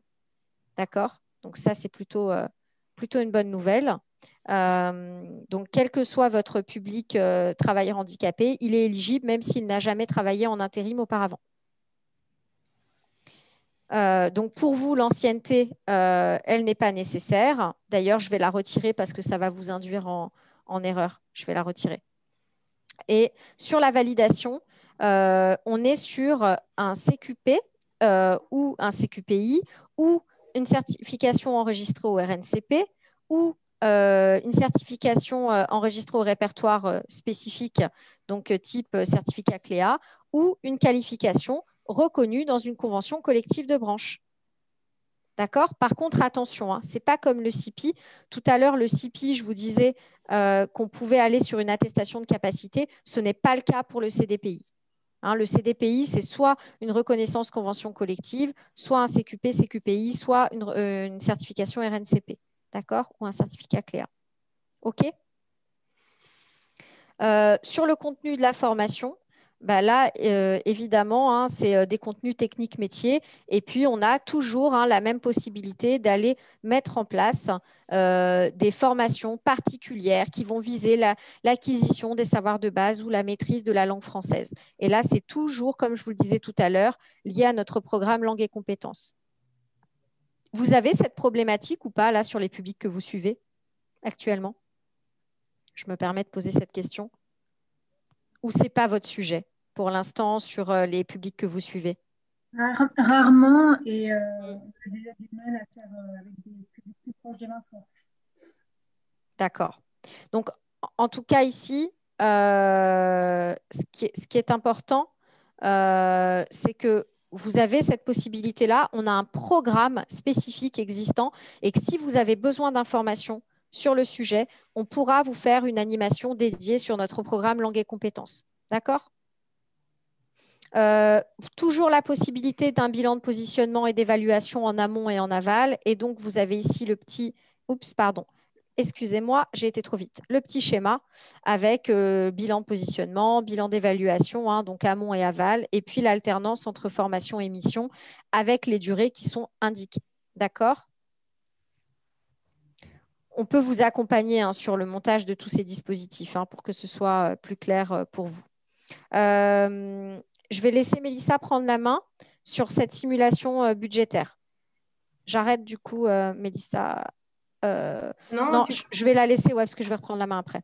Ouais, je te la laisse comme là, ça. Juste, on a fait une petite slide du coup suite à nos échanges avec la DGESP et puis la GFIP sur la mobilisation du PIQA pour notamment vous donner l'opportunité de vous adosser juridiquement donc au contrat CIPI, CDPI dont vous ne pouvez pas bénéficier donc, du financement dans la branche du travail temporaire comme Jennifer vous l'évoquait. Donc, on a remis là, sur cette slide-là, mais après, voilà, vous avez déjà eu, à mon avis, des présentations plus riches sur le PIQA et ses éléments de repère. Donc, on a juste remis là les éléments de repère concernant le PIQA qui prend en charge donc, en moyenne 25 € de l'heure sur les coûts pédagogiques et frais annexes. Je parle sous contrôle de Sandrine, et prend en charge également donc, la rémunération donc à hauteur du SMIC horaire brut auquel est retirée l'aide au poste. Donc là, on avait travaillé sur une simulation. Alors après, on est parti sur une durée de formation assez longue, d'une durée donc 434 heures pour obtenir le titre pro chauffeur poids lourd. Donc c'est un titre voilà, mis en place dans le cadre, qui peut être mis en œuvre dans le cadre du CDPI notamment. Donc avec un coût pédagogique à 13 € de l'heure, des frais annexes voilà, à hauteur de 1,50 € et puis une rémunération fixe chargée. Donc là, simplement, voilà, pour vous donner en tout cas une visibilité, donc comme vous l'évoquez Jennifer, vos conseillers sont là aussi pour vous accompagner dans ce cadre-là et faire avec vous les simulations budgétaires, identifier aussi le dispositif plus adapté en fonction de votre besoin et du profil des personnes que vous allez accompagner. Mais là, sur cette simulation budgétaire, on est sur un coût horaire formation donc d'environ 30 € de l'heure, avec une prise en charge possible par le PIQA donc d'environ 22 €, et donc un reste à charge du coup pour l'entreprise sur cette durée de formation donc, assez longue dans le cadre du CDPI de 3 500 €. Donc, à ce jour, aujourd'hui, dans l'État, c'est ce qui resterait à charge à votre entreprise voilà, dès lors que vous mobilisez le CDPI pour ce type de formation sur une durée et puis voilà, des coûts pédagogiques et rémunération qu'on a mis dans cette simulation-là. Donc, ce qui va être étudié et échangé au conseil d'administration donc, du FPE, notamment, c'est voilà, d'identifier quelles sont les possibilités pour vous accompagner dans la prise en charge finalement du reste à charge sur ces dispositifs après la mobilisation du PIQA. Si au conseil d'administration, voilà, on trouve quelques alternatives et ces solutions, donc on pourra vous en faire part et on échangera aussi en lien avec la GFIP pour identifier un peu voilà, les modalités un peu administratives et le process qu'on pourra vous proposer pour mobiliser ces dispositifs et avoir accès au financement du reste à charge et la mobilisation du PIQA qui est déjà par ailleurs déjà bien explicité par la GFIP. Donc on pourra aller plus loin une fois le CA réalisé. Et ce que je vous propose, comme vous l'évoquez aussi Jennifer, à la fin de cette animation, c'est voilà, d'identifier avec vous, recenser avec vous quels sont vos besoins aujourd'hui, quels sont vos projets. C'est vrai que si au CA finalement du FPE, voilà, on a aussi matière, voilà, si on peut donner une visibilité, on va dire, plus réaliste, voilà, peut-être d'une volumétrie de contrat, du type de parcours voilà, dont vous avez besoin, ça peut aussi être intéressant. Même si je pense que voilà, là, peut-être aujourd'hui, ça va peut-être être compliqué ou difficile pour vous de nous l'exprimer, mais en tout cas, il ne faudra pas hésiter en fin de réunion à évoquer tous ces points-là. Voilà sur la simulation budgétaire. Vous avez des questions? J'ai un questionnement par rapport à la prise en charge de la rémunération. Pourquoi parce qu'on a un financement des coûts pédagogiques à hauteur de 25 € maximum en moyenne. Donc là, 13 € et 1,50 €, je n'ai pas de difficulté, ça passe dans les coûts pédagogiques. Mais au niveau de la rémunération, on déduit juste l'aide au poste et normalement, il n'y a pas de plafond de financement de la ligne rémunération. Si je ne me trompe, Sandrine. Oui, je suis en train de me rappeler parce que cette simulation, on l'a fait ensemble avec Mélissa, Marc-Olivier Jean et puis Pascal Jean-Charles. Et c'est Pascal Jean-Charles qui avait introduit la notion de l'aide au poste. Non, pour la rémunération. Il me semble que c'est parce que du coup, c'était sur une rému hors charge, en fait, que le PIQA prend. C'est sûr. Les charges patronales sont à la charge du coût de l'ETT. Donc, c'est bien ça. C'est la partie charge. On est sur la rémunération brute au niveau de la prise en compte. Par contre, oui, là, on tombe en dessous. C'est-à-dire, on enlève les charges, on enlève l'aide au poste. Mais là, on était à combien par rapport au brut? J'ai pas. Du coup, Jennifer, c'est toi qui bouge le. Oui, je suis désolée, pardon. Tu peux revenir sur la slide de. Oui, excuse-moi. Est-ce que tu peux regarder ton téléphone, Mélissa, s'il te plaît? Ah oui. Oui, c'est bien ça, c'est 10,25 moins 2,51. Oui, c'est bien ça. Donc c'est bien 7,74 en effet. Ça correspond bien aux simulations qu'on avait fait Oui, avec Sandrine. c'est bien ça. Okay, donc c'est bon pour vous? Oui, c'est sur la rémunération brute et c'est pas sur la rémunération chargée, en effet. C'est ça, ouais. Peut-être qu'on pourrait le rajouter. Ouais. Je vais peut-être... on s'est indiqué en haut, en fait, dans les éléments de repère de prise en charge. Oui, voilà, rémunération hors charge à hauteur du SMIC horaire brut auquel est retiré l'aide au poste. Ça vous va comme ça? Oui. Vous voulez que je modifie quelque chose ou... En tout cas, dans le ATT, ce n'est pas une aide au poste. C'est une aide à l'entreprise. Ce n'est pas catégorisé comme aide au poste. En fait. D'accord. Ça, on pourrait peut-être le modifier. Alors. Ouais. Aide entreprise.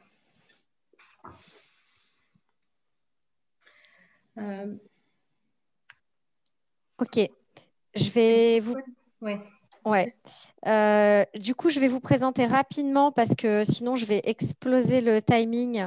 Je vous ai mis quelques diapos. Alors, on en a déjà parlé de la POEC, je vous en parlerai après. Mais en tout cas, je vous ai mis des infos sur le CAR qui peut être un dispositif qui vous intéresse également. Donc, ce dispositif, il est nouveau. Je peux encore dire qu'il est nouveau, même s'il a été créé par ce nouvel accord de branche de 2019, mais il est encore en train je pense que toutes les entreprises de travail temporaire ne le connaissent pas bien, en tout cas ne le maîtrisent pas tout à fait bien. Donc, c'est un dispositif qui permet de renforcer l'accompagnement des intérimaires qui ont été victimes d'un accident de travail ou d'une maladie professionnelle dans leur reconversion professionnelle. Donc là, l'objectif du CAR, c'est justement pour les personnes qui ne peuvent plus exercer leur poste, le poste ou les missions qu'ils occupaient auparavant, de les accompagner vers de nouvelles missions, nouvelles fonctions ou une reconversion sur totalement autre chose. OK ? Donc ici, on a un dispositif qui est mis en place avec des salariés donc intérimaires, donc des personnes qui ont déjà travaillé en intérim, sans condition d'ancienneté, qui auraient été victimes d'un accident de travail, de trajet ou d'une maladie professionnelle survenue durant leur contrat de mission ou un CDI. OK ? Et qui ont été déclarés aptes avec restriction ou inaptes. Il faut que ces personnes elles aient été accompagnées par le service SOS accident du travail du FAST-TT, donc le Fonds d'action sociale du travail temporaire, le FAST-TT. Donc, nous étions auparavant FAFTT, nous sommes désormais ACTO. Il ne faut pas nous confondre avec le FAST-TT. D'accord ? Donc, le FAST-TT, c'est un fonds d'action sociale qui accompagne les intérimaires. D'accord ? Donc, il y a ce service à SOS Accident avec lequel on travaille en partenariat. Et donc, pour les intérimaires qui ont donc subi un accident ou une maladie professionnelle, nous pouvons les accompagner par le biais de ce CAR. Donc, ce CAR, il a pour objectif de permettre à la personne soit de se former sur une certification enregistrée au RNCP, soit de la former donc toujours sur le socle commun de connaissances et de compétences, un certificat CLEA en totalité ou acquis par bloc de compétences, ou une qualification reconnue dans une convention collective de branche. Donc ça, c'est l'obligation à l'issue de la formation, la personne doit acquérir l'une de ces trois qualifications ou certifications. La durée de la formation et l'obligation d'emploi, là, on est sur un contrat maximum de 12 mois. D'accord ? Donc, avec une période de formation qui peut être réalisée en continu et en discontinu et toujours une période, une ou plusieurs périodes de mission, s'il y a alternance, plusieurs missions de travail temporaire qui permettent de mettre en pratique les acquis de la formation. Il faut évidemment qu'il y ait un lien entre la formation et puis la mission. OK ? Donc là, dans les 3 mois qui suivent la fin de la formation, vous vous engagez à mettre l'individu en mission au moins un tiers de la durée totale de la formation. Donc, je passe rapidement sur les contrats de travail, etc. On vous les a mis à titre d'info, effectivement, sur qu'est-ce qui est obligatoire. Et là, c'est la même chose que pour le CIPI et le CDPI. Pendant la formation, il est sous contrat de mission et donc avec une obligation de mettre en place un contrat de mission-formation et une rémunération associée. D'accord? Et pendant les périodes de mission, là, il y a un contrat de mission classique ou lettre de mission, OK, si c'est une personne qui est en CDI intérimaire. Bon, c'est classique. OK? Donc là, vous avez les rôles de toutes les personnes qui interviennent ici dans le cadre de ce contrat. Donc, vous avez déjà, je vous l'ai dit, le salarié ici avec le FAST. Je ne sais pas si vous voyez ma souris. Quand je passe, si vous voyez ma souris. Oui. Donc, le FAST, ici, donc, l'échange, donc le salarié échange avec le service SOS du FAST. Le FAST recommande, préconise de mettre en place un dispositif CAR. Et donc, si la personne est intéressée, fait le lien avec nous. Donc, on a des personnes, c'est des CMSP, donc des chargés de mission sécurisation des parcours, qui travaillent au sein d'Acto et qui vont accompagner le salarié sur son projet professionnel, l'aider à rechercher un organisme de formation. Et une fois que ça a été fait, faire le lien avec l'entreprise de travail temporaire qui va valider le projet de formation. Et puis, voir, donc évidemment, si vous validez le projet de formation, c'est que vous êtes d'accord pour accompagner la personne et donc avec son projet de reconversion. Et puis ici, effectivement, le prestataire de formation qui aura été choisi pour dispenser la formation, on va intervenir et donc Acto va payer le prestataire directement. OK ? Donc là-dessus, Jennifer, on est bien Oui. sur un autre métier que ce que la personne faisait auparavant. Alors, quand je dis autre métier, en fait, de fait, si la personne elle est reconnue inapte ou si elle a une maladie professionnelle, accident du travail, qu'elle ne peut plus accomplir tout ou partie de certaines de ses tâches qui l'empêchent d'occuper son poste actuel et qu'on a besoin effectivement pour cette personne de l'orienter sur un autre poste ou sur une autre mission et qu'elle a besoin d'une formation pour accompagner effectivement son parcours, on va pouvoir mettre en place le CAR. Là, de toute façon, c'est l'assistante sociale du service SOS Accident du FAST qui va valider le fait d'aller sur un CAR. Mais on est d'accord, Jennifer, que ça concerne les intérimaires. Tout à fait. Tout à fait.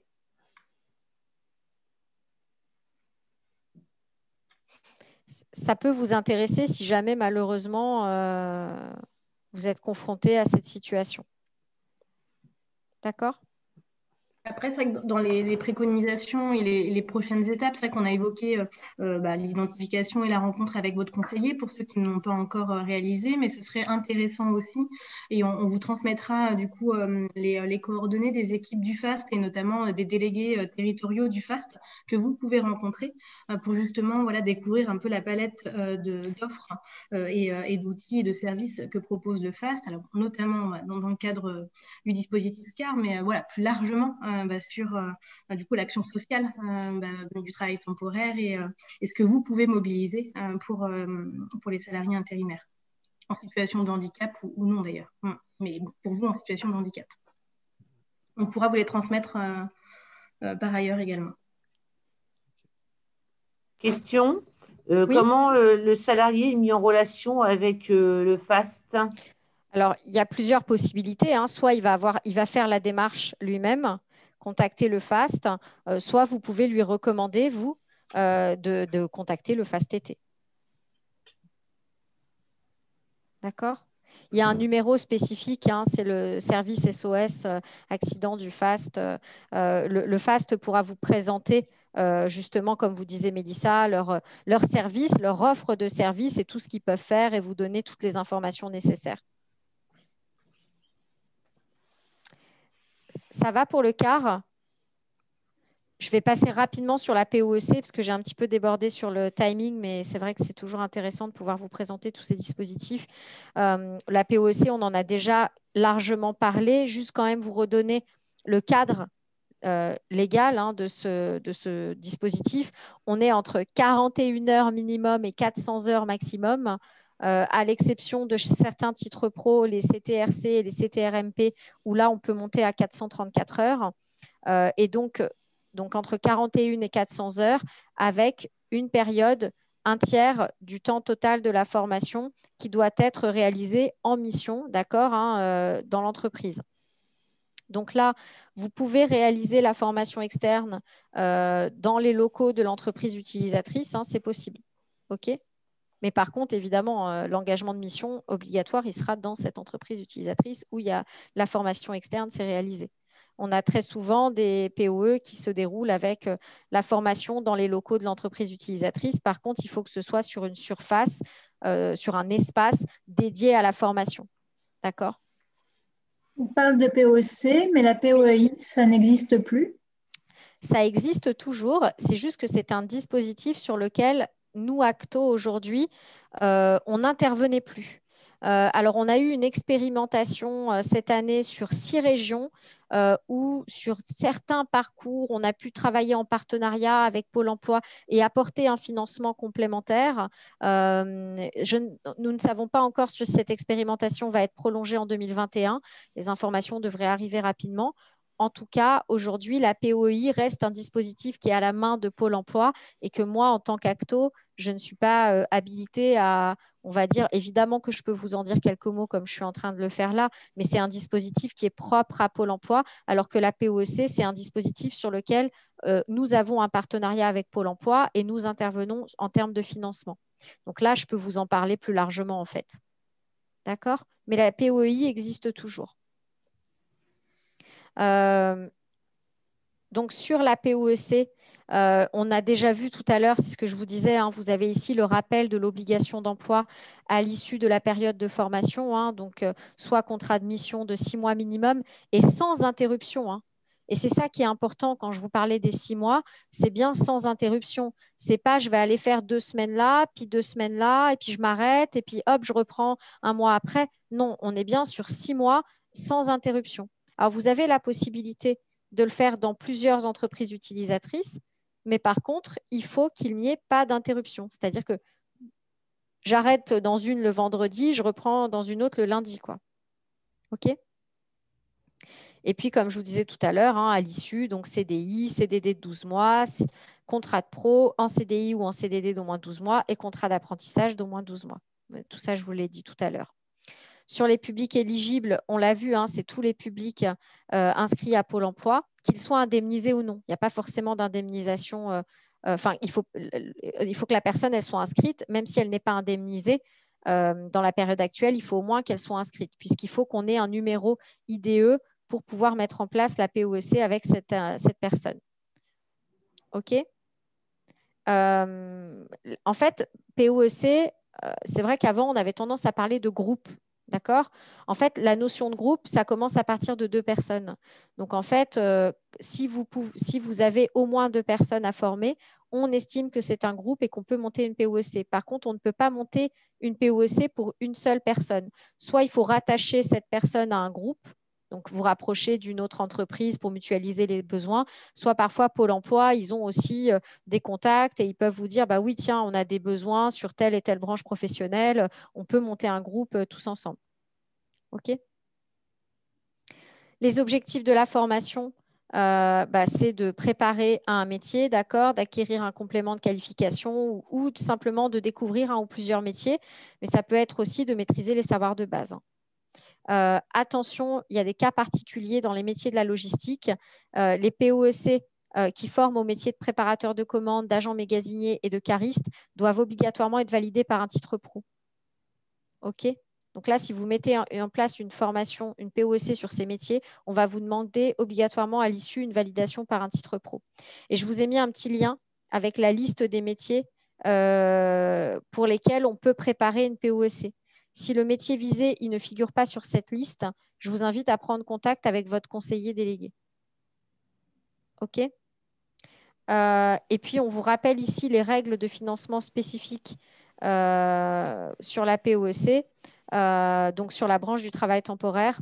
D'ailleurs, juste Mélissa, je n'avais pas vu, il faudra juste changer ça. On avait mis réseau FAFTT, on peut mettre branche travail temporaire. Donc, on est en général à 14 € de l'heure de plafond maximum. Pour certaines formations, on a un plafond qui est un peu moins important dans le domaine du transport et de la logistique. OK ? Donc là, clairement, vous avez effectivement ici les informations. D'accord ? Et puis, je vous rappelle que les demandeurs d'emploi, ils sont indemnisés par Pôle emploi. OK ? Voilà. Pour les conditions de financement, si ça ne vous dérange pas, on vous avait juste mis un petit exemple, mais c'était les règles de 2020. Donc, je vous invite à ce qu'on remette à jour ces informations pour l'année 2021. Nous attendons en fait le renouvellement de la convention avec Pôle emploi pour l'année 2021 sur les POEC. Donc, je ne peux pas m'engager aujourd'hui sur les conditions de financement. Là, on vous présentait les conditions telles qu'elles existaient auparavant, d'accord? Mais pour 2021, on attend le renouvellement de la convention, même si nous sommes déjà le 1er mars, le 2 mars, pardon. Ça va arriver, hein, les informations, elles vont arriver incessamment sous peu. OK?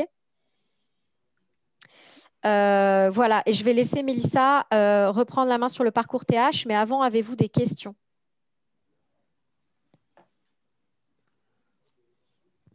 Est-ce que quelqu'un souhaite s'exprimer? Je vous ai abruti avec la présentation de tous ces dispositifs qui est un peu long, mais... J'ai 2 questions pratico-pratiques. Est-ce que le support nous sera envoyé, première? Et deuxièmement, je vois que c'est enregistré. Est-ce qu'on pourra avoir aussi l'enregistrement? Oui, je vous le diffuserai sur le support. Dès qu'il sera mis à jour des différentes modifications, on vous le diffusera. Tout à fait. Avec Mélissa, à la fin de la réunion, comme on a vu quelques petits points, soit ajoutés, soit des petits termes à modifier, on vous fait ça, on se cale à la fin de la réunion. Et puis, je vous propose d'ici demain ou plus tard que Mélissa puisse le transférer à Sébastien, puisque moi, je vais enchaîner avec une autre réunion juste après. OK, merci beaucoup. Merci à vous. Je suis toujours là. Je laisse Mélissa juste reprendre la parole. Mais du coup, tu gardes la main sur le support. Alors, je vais te le laisser. Okay. Je te laisse reprendre la main. J'arrête. Merci, Jennifer. Je t'en prie, je t'en prie.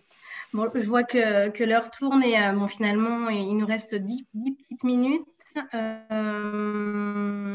Je reprends juste le support. Partager. Vous allez me dire si c'est partagé, mais il revient au démarrage. Ouais, je pense que c'est important effectivement de conclure sur le parcours.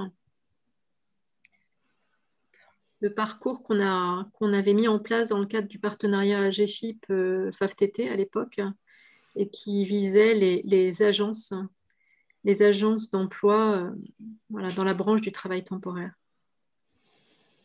Alors oui, voilà, c'est vrai que c'est un projet initié en lien et avec l'appui de la GFIP, donc toujours initié donc, dans la branche du travail temporaire aujourd'hui.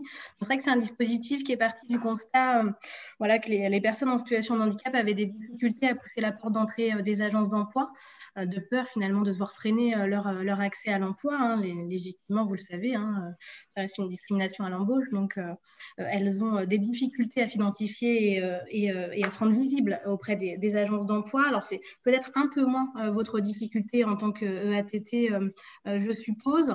Et on avait donc des agences d'emploi voilà, qui ont exprimé aussi leur volonté et leur intérêt de rendre visible justement leur ouverture au recrutement de personnes en situation de handicap.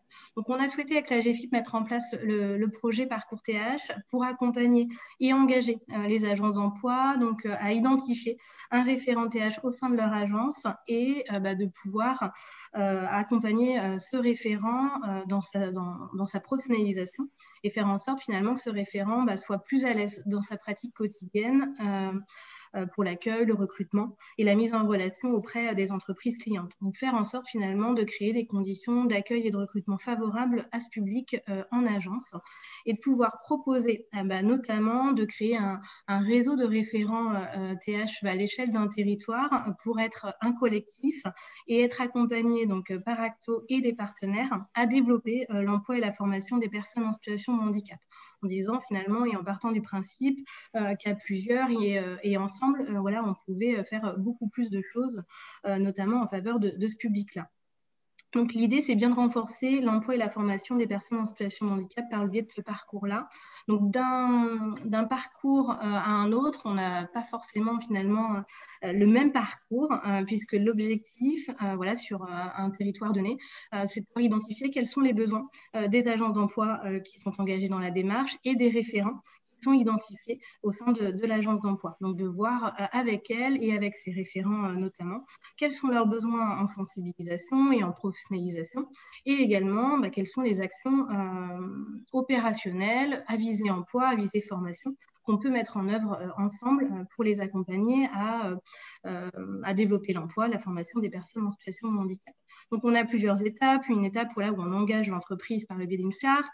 On crée notamment lors de la première réunion de sensibilisation un réseau de référents TH et on sensibilise ces référents avec la GFIP et les partenaires, et notamment Cap Emploi, lors de cette réunion. Et à cette réunion, voilà, comme je vous l'ai dit, on définit une feuille de route sur laquelle on s'entend en concertation pour accompagner les agences d'emploi dans le développement, en tout cas, et l'accès à l'emploi et à la formation des publics. Donc, dans ce cadre-là, on a une communication proactive qui, du coup, est mise à disposition des agences d'emploi notamment. Donc, un macaron, vous pouvez voir sur cette slide, notamment à droite, donc un macaron qu'elles peuvent apposer sur la porte d'entrée de leurs agences. Et puis, un certain nombre d'autres outils de communication pour justement rendre visible leur ouverture au recrutement de personnes en situation de handicap, et faire en sorte finalement qu'elles travaillent main dans la main et de manière plus importante avec les partenaires sur leur territoire, parce qu'elles sont visibles auprès d'eux et elles sont aussi plus visibles auprès de leurs entreprises clientes sur ce champ à travers leur engagement. Voilà un petit peu dans les grandes lignes. Donc, l'idée là, finalement, pour vous, en tant que ATT, c'est peut-être d'identifier comment Parcours TH peut répondre aussi à un de vos besoins en accompagnement, de se dire finalement comment déjà vous pouvez vous inscrire dans les Parcours TH interagences et collectifs qui sont déjà mis en œuvre sur votre territoire, si ce n'est pas déjà fait. Peut-être que certaines d'entre vous sont déjà engagées et inscrites, mais je ne crois pas, j'en ai pas eu la visibilité aujourd'hui. Donc, c'est peut-être vous donner déjà une visibilité sur les Parcours TH déjà engagés. Ça vous permettra finalement de vous inscrire et de prendre contact avec l'interlocuteur dédié Acto sur votre territoire pour vous engager dans la démarche, puisqu'une fois que vous êtes engagé dans cette démarche-là, vous pouvez avoir accès aux actions opérationnelles initiées et pilotées par Acto en lien avec la GFIP et les partenaires, notamment Cap Emploi, mais aussi les autres prescripteurs comme Pôle Emploi, la mission locale et d'autres partenaires locaux identifiés. Excusez-moi, je me permets d'intervenir. Quand vous parlez de territoire, vous parlez des départements ou des régions? Alors, des départements. C'est par département, en fait. Oui, c'est ça. C'est plutôt mis en place à l'échelle d'un bassin d'emploi même, parfois, et à l'échelle d'un département aussi, dans d'autres fois. Si on prend l'exemple en Aura, là, dernièrement, on a initié un parcours TH dans l'Allier, mais c'est vrai qu'on a aussi plus spécifiquement mis en place un parcours TH sur le bassin d'emploi de Montluçon, de Moulins et l'autre m'échappe, ça doit être Vichy. Voilà, finalement qu'on va aussi plus finement, de manière opérationnelle, pouvoir aussi créer un réseau de référents à l'échelle d'un bassin d'emploi, mais c'est plutôt à l'échelle d'un département notamment. Alors, peut-être pour vous dire un petit peu aujourd'hui les chiffres clés. Alors là, c'est une ancienne slide. C'est vrai que le bilan est en cours de consolidation aujourd'hui. Ce qu'on peut dire, c'est qu'on a aujourd'hui, à date, un peu plus de 600 agences qui sont engagées sur le territoire national depuis 2017, avec plus de 35 bassins d'emploi concernés en interagence, avec plus de 500 référents déjà identifiés. Donc, c'est une démarche qu'on met en place en interagence, mais également qu'on a pu développer et faire évoluer en intra. Donc, on a des enseignes qui ont souhaité mettre en œuvre cette démarche plutôt pour l'ensemble de leurs agences, soit sur un territoire, soit au niveau national. Et c'est aussi une démarche qu'on peut faire en intra pour une enseigne. Je me permets d'intervenir de nouveau. Oui. Si on veut savoir les groupes qui existent, comment on fait ? Alors, ce que je peux faire, c'est ce que je vous évoquais, c'est peut-être vous transmettre la liste des parcours TH en interagence qui sont déjà existants sur vos territoires, ceux qui existent et ceux qui sont encore aujourd'hui animés par nos équipes. Alors, c'est vrai que je vous l'ai dit tout à l'heure, d'un territoire à un autre, on n'a pas forcément la même feuille de route, voilà, qu'on soit à Blois ou qu'on soit à Paris ou à Rennes d'ailleurs. Et voilà, en toute transparence avec vous, on a des parcours TH qui vivent et qui sont animés voilà, très régulièrement et de manière dynamique sur les territoires. Et puis il y a d'autres parcours TH qui finalement ont plus de difficultés à être animés et à vivre sur le territoire. On avait initié par exemple voilà, un parcours TH à Rouen et finalement voilà, on n'a pas réussi à fédérer et à faire vivre cette démarche-là. Donc, je pourrais vous donner ceux qui existent et ceux qui sont animés de manière dynamique pour justement que vous puissiez prendre attache avec le ou la chargée de mission emploi au sein d'Acto qui l'anime et pouvoir justement vous inscrire dans les prochaines actions qui sont mises en œuvre. Mais après, l'idée aussi, c'est de se dire, est-ce que voilà, aujourd'hui, voilà, c'est comment vous inscrire dans les parcours existants, mais aussi peut-être identifier avec vous l'opportunité peut-être de déterminer voilà, un parcours TH qui répond davantage aussi à vos besoins, à vos spécificités de ATT. Ça aussi, c'est quelque chose sur lequel on peut travailler ensemble. Un parcours TH, son objectif, c'est voilà, de créer du sur-mesure et avant tout de répondre aux besoins des référents qui composent ce projet. Donc, si aujourd'hui, voilà, on identifie ensemble voilà, qu'au sein de vos EATT et voilà, au regard aussi de l'expertise et des pratiques de vos permanents et des difficultés, voire des réussites que vous avez au sein de l'EATT, on peut voilà, identifier ensemble quelle est peut-être la démarche la plus appropriée pour vous et faire aussi évoluer le dispositif. Ça, c'est quelque chose voilà, sur lequel on peut travailler.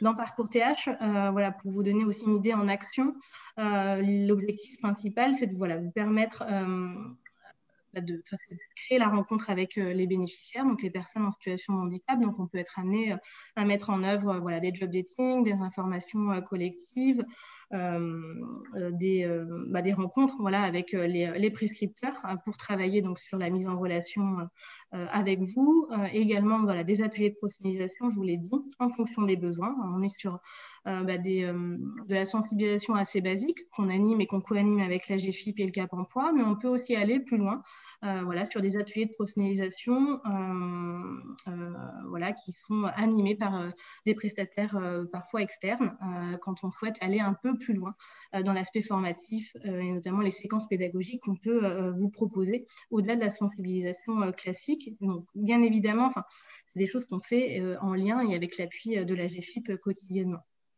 De la construction également d'outils, voilà, en fonction des besoins qui nous sont identifiés par les référents et les agences d'emploi.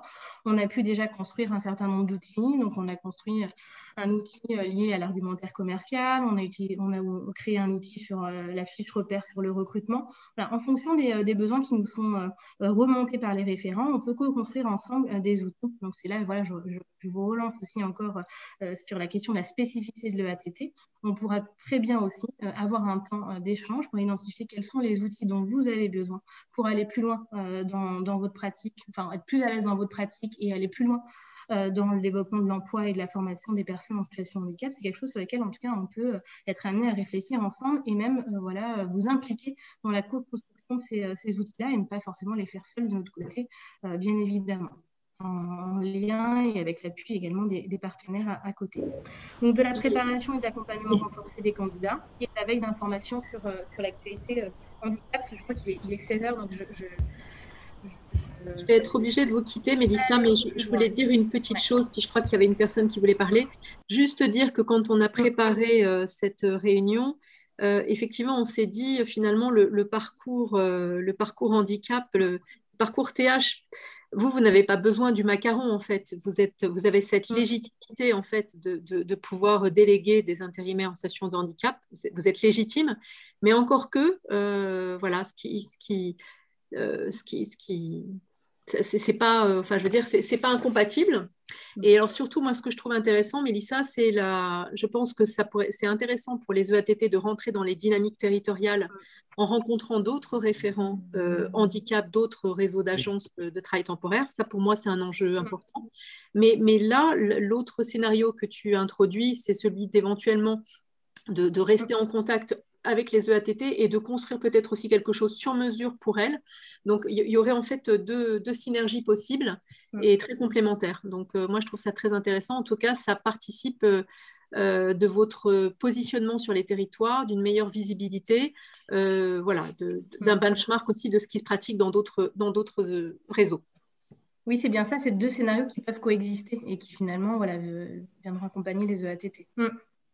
Merci Sandrine, du coup. Il y avait peut-être une intervention, Karine, ou j'avais cru voir. Non, c'était juste, en effet, moi je voulais juste poser la question, ce qui est décrit là m'intéresse beaucoup, sachant que voilà, moi je démarre à peine sur le ATT et je vois là beaucoup d'informations qui vont être utiles pour que j'apprenne des choses et donc du coup tous les outils que vous avez déjà construits, on peut les avoir à disposition facilement.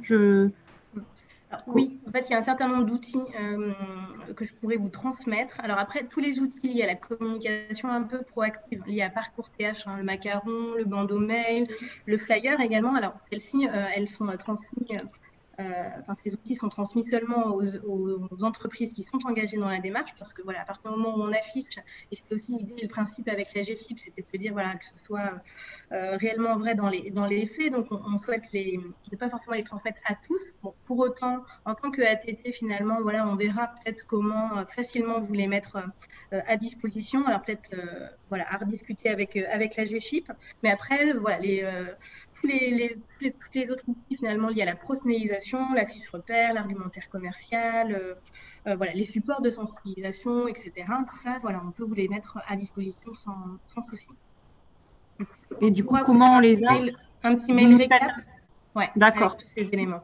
Alors, habituellement, je vous aurais renvoyé vers notre site, mais c'est vrai qu'on vient de changer, on a un site Acto maintenant.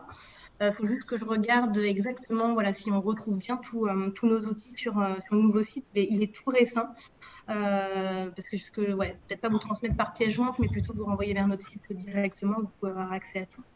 D'accord. Et dans ce que tu nous mettras, on pourra avoir nos correspondants par territoire de chez Acto qui contacter. Oui, du coup, on va vous transmettre une liste voilà, avec le nom des conseillers délégués. Donc, voilà, sur plutôt voilà, le volet aussi formation. Et puis, voilà, sur l'ensemble, pourront en tout cas, vous indiquer l'ensemble de l'offre de service. Par contre, c'est vrai que pour Parcours TH, aujourd'hui, c'est vrai que c'est piloté et mis en œuvre opérationnellement par les chargés de mission emploi. Donc, je vous transmettrai aussi, du coup, leurs coordonnées. Mais si vous souhaitez, vous pouvez aussi avoir une rencontre conjointe entre le délégué et le chargé de mission emploi. Mais après, si c'est plus spécifiquement pour intégrer et engager, en tout cas dans les dynamiques territoriales mises en place dans Parcours TH, ce sera plus le chargé de mission emploi. Je vous fais un petit topo voilà, de la liste des contacts et voilà, je vous indique, en tout cas dans le cadre de Parcours TH, qui contacter. Alors après, peut aussi être la clé d'entrée. Enfin, voilà, j'ai connaissance aujourd'hui et je pilote au niveau national Parcours TH. Donc voilà, vous pouvez aussi me contacter directement par mail ou par téléphone si vous avez des questions. Notamment, justement pour finir, là on vous a mis voilà, le prochain échange avec le CA pour la prise en charge du reste à charge sur les parcours de formation après mobilisation du PIC, une préconisation de prise de contact avec le délégué ACTO. Donc, vous ajouterez du coup le chargé de mission emploi et le délégué territorial du FAST. Et du coup, voilà, je vous indiquais voilà, qu'on allait vous transmettre un document joint avec l'ensemble des coordonnées. Mais en tout cas, n'hésitez pas voilà, aussi à me contacter voilà, si vous avez quelques questions. Et moi, voilà, je peux être aussi être en intermédiation avec les contacts ou en tout cas les ressources à mobilité sur les territoires. Vous n'arrivez pas en tout cas à les contacter directement. Merci beaucoup. Est-ce que ça va sur ça je pense que dans le cadre de Parcours TH, pour voir et identifier un petit peu vos besoins, alors je ne sais pas si vous avez des remarques, des propositions, des suggestions. Je sais qu'on n'a plus le temps, mais si vous souhaitez l'évoquer là en prenant la parole rapidement, vous pouvez. Et sans ça, peut-être on verra avec Sébastien voilà, comment aussi peut-être capitaliser suite à cette réunion, soit reprendre peut-être un temps rapide pour brainstormer autour de vos besoins et puis échanger sur vos projets. C'est à vous de me dire. Je ne sais pas, Sébastien, comment vous souhaitez procéder, puisque finalement, on a pris plus de temps que prévu. On a pris un petit peu plus de temps. Moi, je vais être contraint aussi. J'ai une autre réunion qui démarre dans 5 minutes. On pourra se prendre un second temps, à mon avis. En tout cas, si vous avez des questions, n'hésitez pas à pousser-les. On centralise et puis derrière, on remonte et on regarde comment on peut apporter les solutions. Les réponses ou les sujets qui ne sont pas encore traités aujourd'hui.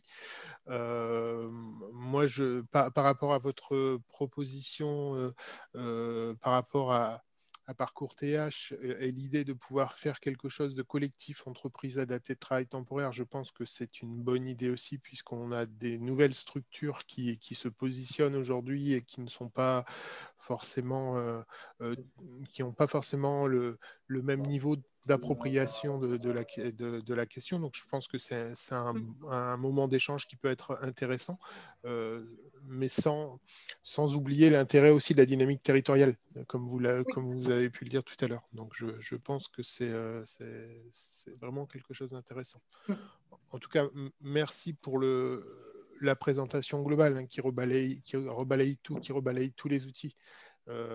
C'est quelque chose de nouveau. Il y avait quelques petites incompréhensions qui étaient nées dans les premières réunions, de comprendre pourquoi je n'ai pas accès à ce dispositif-là, pourquoi j'ai accès à celui-là. Au moins, là, maintenant, c'est posé, c'est clair. Et il y a des éléments. On sait que sur les outils spécifiques, on peut peut-être pas avoir le financement, mais on peut s'appuyer sur le dispositif et le faire cofinancer par le PIC. Donc derrière, il faut trouver l'articulation qui va bien, et peut-être vous nous amènerez des bonnes nouvelles dans une quinzaine de jours suite au conseil d'administration du fonds. Donc ça pourra être complémentaire. Mais en tout cas, je voulais vraiment vous remercier pour les échanges. Et on peut avoir quelques minutes si vous avez quelques questions rapides. Soit vous les posez tout de suite, soit vous nous les remontez dans quelques temps et on centralise. Si quelqu'un veut intervenir, vous avez encore la parole. Oui, allez-y, pardon. Désolée. On a beaucoup parlé de la partie intérimaire. Pour la partie permanente, quand on veut recruter quelqu'un et que cette personne a besoin d'un complément de formation, qu'est-ce qu'on peut faire à part s'adresser à Pôle emploi? Sur le volet permanent, Jennifer, tu l'avais évoqué, sur les dispositifs. Je suis désolée, je n'ai pas entendu la question. Je recommence. Ouais. Par rapport à recrutement d'un permanent, quand on souhaite le monter un petit peu en compétence avant de l'employer ou en tout cas en début de son parcours, quels sont les outils à notre disposition, à part ceux qui sont permis par le Pôle emploi directement? Alors, du coup, Mélissa, si tu veux bien revenir tout au départ, où en fait, il y a un rappel sur tous les dispositifs qui sont à la main, tu vois. En fait, aujourd'hui, quand vous avez un permanent, vous avez plusieurs possibilités. Donc, j'attends juste que le petit support il arrive parce que ce sera plus clair et puis vous allez voir avec… Celui-là non, plus haut. Tu sais, là où j'ai mis moins de 11, plus de 11. Voilà, celui-là. C'est ça. En fait, aujourd'hui, pour un permanent, vous avez le contrat d'apprentissage, le contrat de professionnalisation et la POE également.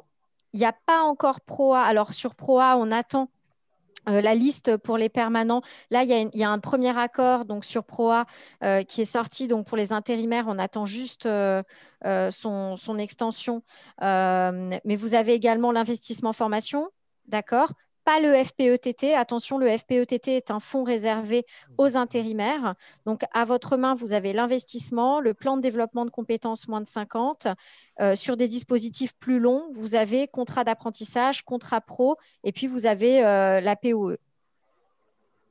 D'accord ? Donc, après, ça dépend du besoin, ça dépend… est-ce que c'est une formation courte, est-ce que c'est une formation un peu plus longue, et voir quel est le montage. Mais vous avez des possibilités pour les permanents également. Ok, merci. Je vous en prie. Je crois qu'on avait encore une question concernant l'ingénierie de formation. Oui. J'ai des difficultés de trouver un organisme qui pourrait prétendre à cette prestation, en fait. Est-ce que vous pourriez nous diriger, nous aider, nous renseigner? Ah, mais bien sûr, en fait, alors ce que je vous invite à faire, c'est à exprimer votre besoin auprès de votre conseiller en région qui va pouvoir vous orienter vers la structure adaptée sur votre territoire. Moi, je suis désolée, comme je suis au niveau national, je n'ai pas la vision territoriale de tout ce qui existe dans chaque territoire et dans chaque région, mais par contre, les équipes du terrain peuvent vous accompagner. D'accord, donc on parle bien du conseiller en région de Acto et non de la GFIP. Alors, ça dépend de quelle ingénierie vous parlez. Moi, je pensais que vous me parliez d'ingénierie formation. Si on est sur... Non, oui, c'est par rapport à l'ingénierie de formation bien du sûr. PIC. Du PIC. Oui, bien sûr. Vous pouvez contacter votre conseiller Acto, tout à fait. D'accord. Merci. Je vous en prie. Vous connaissez tous vos conseillers? Juste une petite question. Oui, Madame Sautecoeur. Ah, Dominique, avec son bel accent chantant. D'accord. Et pour les autres, est-ce qu'il y a quelqu'un qui ne connaît pas les coordonnées de son conseiller en région? Je pense que c'est moi, mais c'est normal, je pense. Alors, du coup, c'est qui, moi? Karine Brandam sur FMS2I. Vous êtes où? 64. 64 000. C'est 64. Je vais vérifier si c'est Lydie ou Marès ou si c'est Muriel. Alors, Pau 64. Mais au ordinaire, on va vous retransmettre ces coordonnées. Ouais. Je vais vous donner ça. Et il y a une autre personne? Et sachant qu'il y a le 40 aussi. Alors, je ne sais pas si c'est la même personne pour le 64 et le 40. Je n'ai pas la connaissance en détail, excusez-moi, parce qu'on a beaucoup de monde sur le territoire. Je vais revérifier tout ça. D'accord. Une autre personne? Non? D'accord. Je pense que le plus simple derrière, c'est de partir de la liste de localisation des entreprises adaptées de travail temporaire. Nous, on a l'avantage de ne pas être nombreux pour l'instant. On est 13 structures, donc on va partir de cette liste-là. Je vous communiquerai les adresses exactes. Comme ça, derrière, vous aurez les départements. Ah oui, mais c'est pas mal. Du coup, on pourra travailler sur cette liste et puis rajouter du coup le contact conseiller Acto, délégué ou conseiller, puis chargé de mission emploi à côté aussi. Oh, très bien. OK. On fait comme ça. Bon, parfait. On vous remercie avec Jennifer, du coup, pour votre écoute attentive. Sébastien, d'ailleurs, voilà, du coup, de nous avoir permis d'avoir cet échange avec vous. Et surtout, voilà, n'hésitez pas, vous aurez mes coordonnées et puis vous avez les coordonnées de vos conseillers. Jennifer, comme elle intervient au niveau national, c'est plus vos conseillers quand vous avez vraiment une question formation technique, même si elle a toutes les réponses, mais après, les conseillers aussi les ont. Voilà, donc on vous remercie, puis peut-être on clôture là. Sébastien, c'est bon pour vous? D'accord, oui. Merci beaucoup. Merci à vous. Merci à tous les participants d'avoir été attentifs jusqu'au bout. Et puis, on vous envoie les éléments dans les jours qui viennent. Et je vous dois encore le compte-rendu de la réunion précédente, que je n'ai pas oublié, mais il n'est simplement pas finalisé.